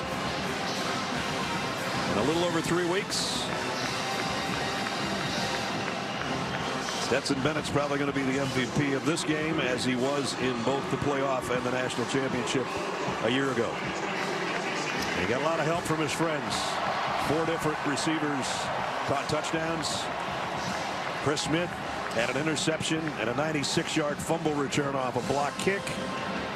And Jenny is with the winning coach. Well, Coach, you waited 5 years to relive this moment. How does the Georgia Bulldogs, are your SEC champions, sound to you? So proud of this group. All they wanted to do, they kept talking about doing something last year's group didn't do. They had really good physical practices this week. So proud of the way they prepared for this game. So proud of this university, this fan base, to get an opportunity to come in this place and play in this game. It's just a great honor. The quarterback that nobody wanted. Good to Georgia. Okay, we won't exactly say that, but a walk-on quarterback. Does he continue to impress you? Stetson Bennett has just been incredible out there. A thrill a minute, man. The guy is really good. He's really athletic. He plays within our system, and he makes everybody better around him. And nobody watches more tape and prepares more than he does. Congratulations, Coach. All right, we're going to get Stetson Bennett next. Come over here, Stetson. All right, from a walk-on to a national champion, how does the SEC champion add to your resume? What does this mean? This was special. I think we played a really good game today.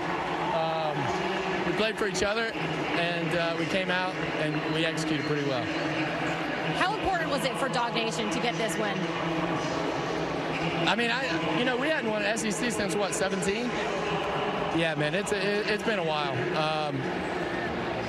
This one's pretty special. This one's fun. You're the oldest starting quarterback to win an SEC championship. You showed such poise, such maturity out there. How were you able to lead this team to such success today? Well, I guess. I don't know, man. I mean, I guess. I got good players around me. I'm not that bad at football either. We got a good team. So I'd say you did a pretty good job. Congratulations on the win. Yeah, you ain't too bad. Quote of the day, right? Yeah. I ain't that bad at football either. I ain't that bad at football either. Love it. Happy group from Georgia. They don't have to travel very far to go back home to celebrate in Athens. after a 50-30 win here tonight at Mercedes-Benz Stadium. That's the feeling right there. Yeah, quite a program Kirby has built from the ground up. Jayden Daniels played his heart out, and so did his substitute. And Jalen Carter says, I like taking that half of that fourth quarter off. You kind of had a feeling that Jalen Carter had a little bit more gas in the tank, didn't you? That he was going to show up today. He's going to save it. Yep. Yeah. All right, now it's time for the play of the game, presented by Jersey Mike Subs. And it was a little bit odd, but here's how it looked. High snap. They got it down, and it's blocked. Georgia stuffs it.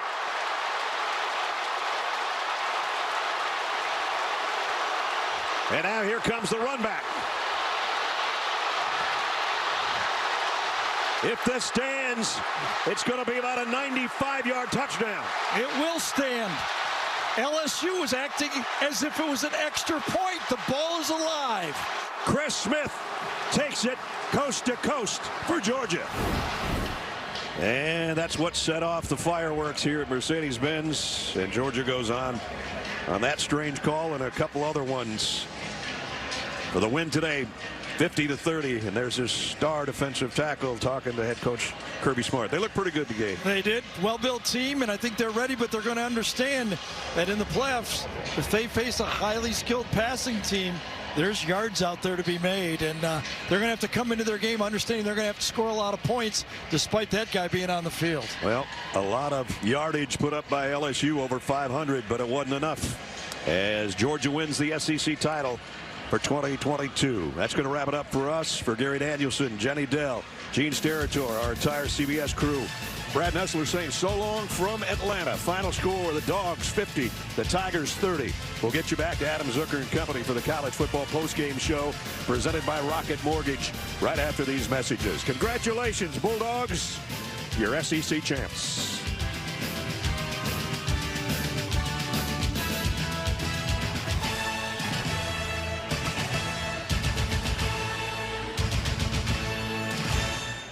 CBS Sports College Football Postgame Show is presented by Rocket Mortgage. Georgia adds that elusive SEC championship, 50-30, cruising to their first SEC title since 2017. It evaded them the last 3 tries. The 13-0 Bulldogs make a convincing case here in Atlanta for the top spot in the college football playoff, which will be unveiled tomorrow. Welcome to the College Football Postgame Show presented by Rocket Mortgage. Adam Zucker, once again joined by Rick Neuheisel and Brian Jones. And Georgia should be back here in a few weeks when the national semifinals get underway. Looking to be the first repeat national champs now since Alabama a decade ago, but also savoring this moment right here. Well, there's no question they're savoring it. They haven't won this championship in some time. 2017 was the last time they hoisted this trophy. But to me, I feel like there's a passing of a torch. I feel like this clearly now is the best program in the country. They're the new Alabama. Their defense, Brian, is relentless. They like crashing waves on the beach. They just keep coming at you. Their offense was beautiful in its efficiency, and they've got a magical story as their quarterback. How'd you get this? I said I was going to wear a Stetson. Look at that hat. How about Stetson Bennett? And Gary Danielson made a point about his opportunity for the Heisman. I'm with him. This kid is what college football is all about. The little train that could. Here he is on this stage, and he's got a chance to have 2 national championships. It was like a mosquito humming around their coach's ears on that practice field. You got to get me in, and finally they relented, and Stetson Bennett hasn't lost a game, and his Georgia team hasn't lost a game since 2020 versus Florida. So I may be in accord with you. I'm going to have to, massage a few numbers, but you wear that hat pretty well, Reggie Hammond. And I also agree with you about Georgia now. They're the new threshold in college football. This is a consistent, sustainable program. Look at the hats that these guys have, though. I think those are the hats to wear. Yeah, you can't rock that one out, though. Georgia gets that SEC championship that they could not get here last year. The trophy ceremony is upon us. Let's go down to the field and Jenny Dell for the SEC trophy presentation. All right, wow, what a year, what a season. We would like to congratulate your 2022 Southeastern Conference champion, the Georgia Bulldogs.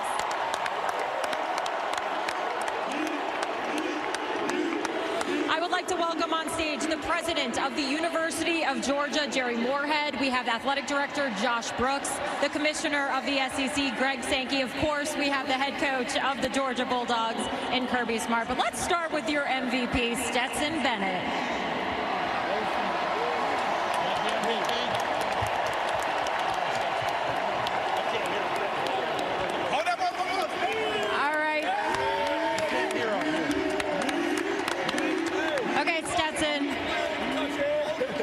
We know that this would not be possible without all of these guys right behind you. What does this team mean to you?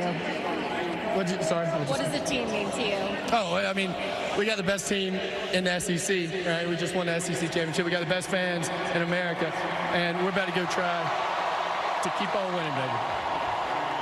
The 2022 season is not over just yet, but at this point, when you look back, what sticks out the most about this year? You know, this is a band of brothers right here. You know, all of us, there's not very many names. There's a bunch of freaking football players, and there's a bunch of good coaches, and we just come out and we execute every single weekend. Congratulations, MVP. Yes, sir.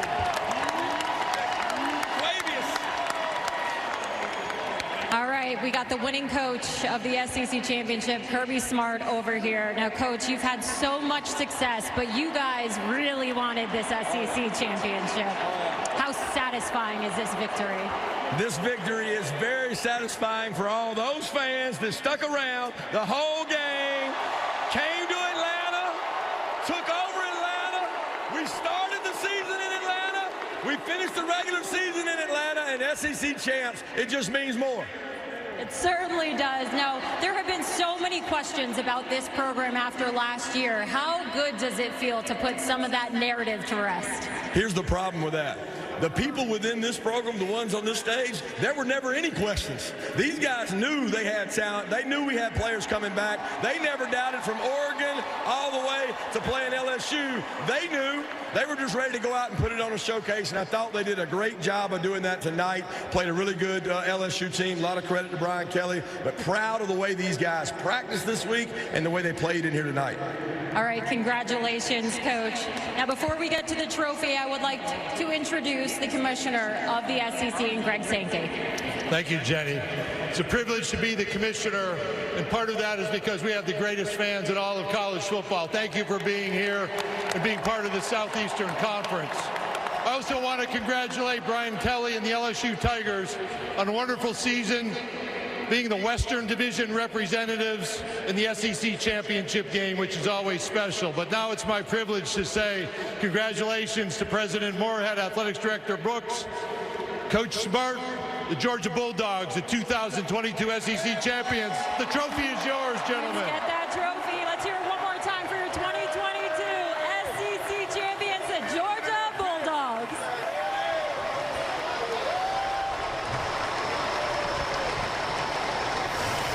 And one last cheer from a crowd of nearly 75,000, many of whom were Dogs fans and many of whom stuck around to celebrate with this team, and they hope to celebrate another win with them in a few weeks in that national semifinal right here. We know two things for sure. Number one, Georgia's the best team in the land. Number two, that stage is really strong to hold all those Bulldogs because if you saw Jalen Carter like I saw him tonight, that's a strong stage. Well, this is a very strong team, and as Stetson Bennett just alluded to, they are a band of brothers, and that's what it takes to sustain after winning a championship, not get soft with success, continue to hold each other accountable. That's exactly what they do, and that's why they're about to march on to another opportunity to win a natty.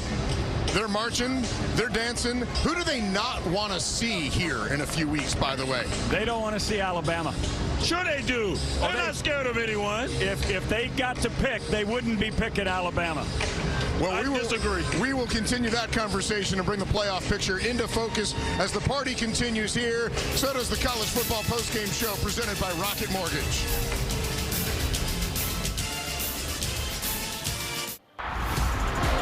Welcome back to the college football postgame show presented by Rocket Mortgage. Georgia, SEC champs, doing the heavy lifting. 50-30, the final. Stetson Bennett named the MVP, drops the mic, and then says into the mic, I'm not that bad at football either. Let's get to the playoff picture a little bit here and go to the highlights of the Big 12 championship game earlier today. You knew number 4 USC lost in the Pac-12 last night. Kansas State going up 11 here on this Deuce Vaughn run over TCU, 28-17, and you wondered if the Horned Frogs would be able to come back one more time, BJ. Well, that's been their calling card all season long, right? And Max Duggan put him on his shoulders. This particular drive, he accumulated 95 rush yards, and then he threw the 2-point conversion here. So, yeah, they weren't afraid. They knew this is what they have done, and yet they came up just short. They had multiple tries on the goal line, and they couldn't get it across. And then Kansas State was set up for the win, and Ty Zentner gets the field goal to give TCU their first loss of the season. They're Big 12 champs at K-State, first outright title since 2003. But Max Duggan wants to go one more round and prove TCU belongs in the CFP. You know, I think if we got in, we would give, one heck of a fight. And I think, our competitiveness would take over and things of that sort. But I don't know. I wanted that one really bad. And we'll see how it all shakes out now. If you assume Ohio State gets USC's spot, BJ, what do you do now with TCU falling today, Alabama, Tennessee, and other monsters looking at that score? Well, first of all, it's supposed to hurt because you put so much into this. I just wish they'd get the man a Kleenex box or something so he doesn't have to use his sleeve. What's the criteria for the college football playoffs? Strength of schedule, Alabama, they win there. TCU is number 9. I just believe Alabama deserves some notice here because even though they've got 2 losses, they're in the SEC. Just 2 weeks ago, we saw LSU in the 5-hole with 2 losses ahead of SC and Clemson with 1 loss. That was because of the SEC. Alabama, in my mind, is a better team than TCU, but I understand the deserving thing for the Frogs. Yeah, and so Tennessee was in that 5 spot. Recently? All right, well, we got to go. That'll do it for today. Tonight on CBS, celebrate the holiday season with Robbie the Reindeer and the story of Santa Claus, followed by a new edition of 48 Hours tonight on CBS. The NFL on CBS continues tomorrow with a doubleheader. Most will see the Jets and Vikings, followed by a rematch of last year's AFC Championship game between the Chiefs and Bengals. It all gets started at noon Eastern with the NFL Today. And thank you for watching the College Football Postgame Show presented by Rocket Mortgage. Congratulations again to the SEC champ, Georgia Bulldogs, and we'll see you next week for the 123rd Army-Navy game.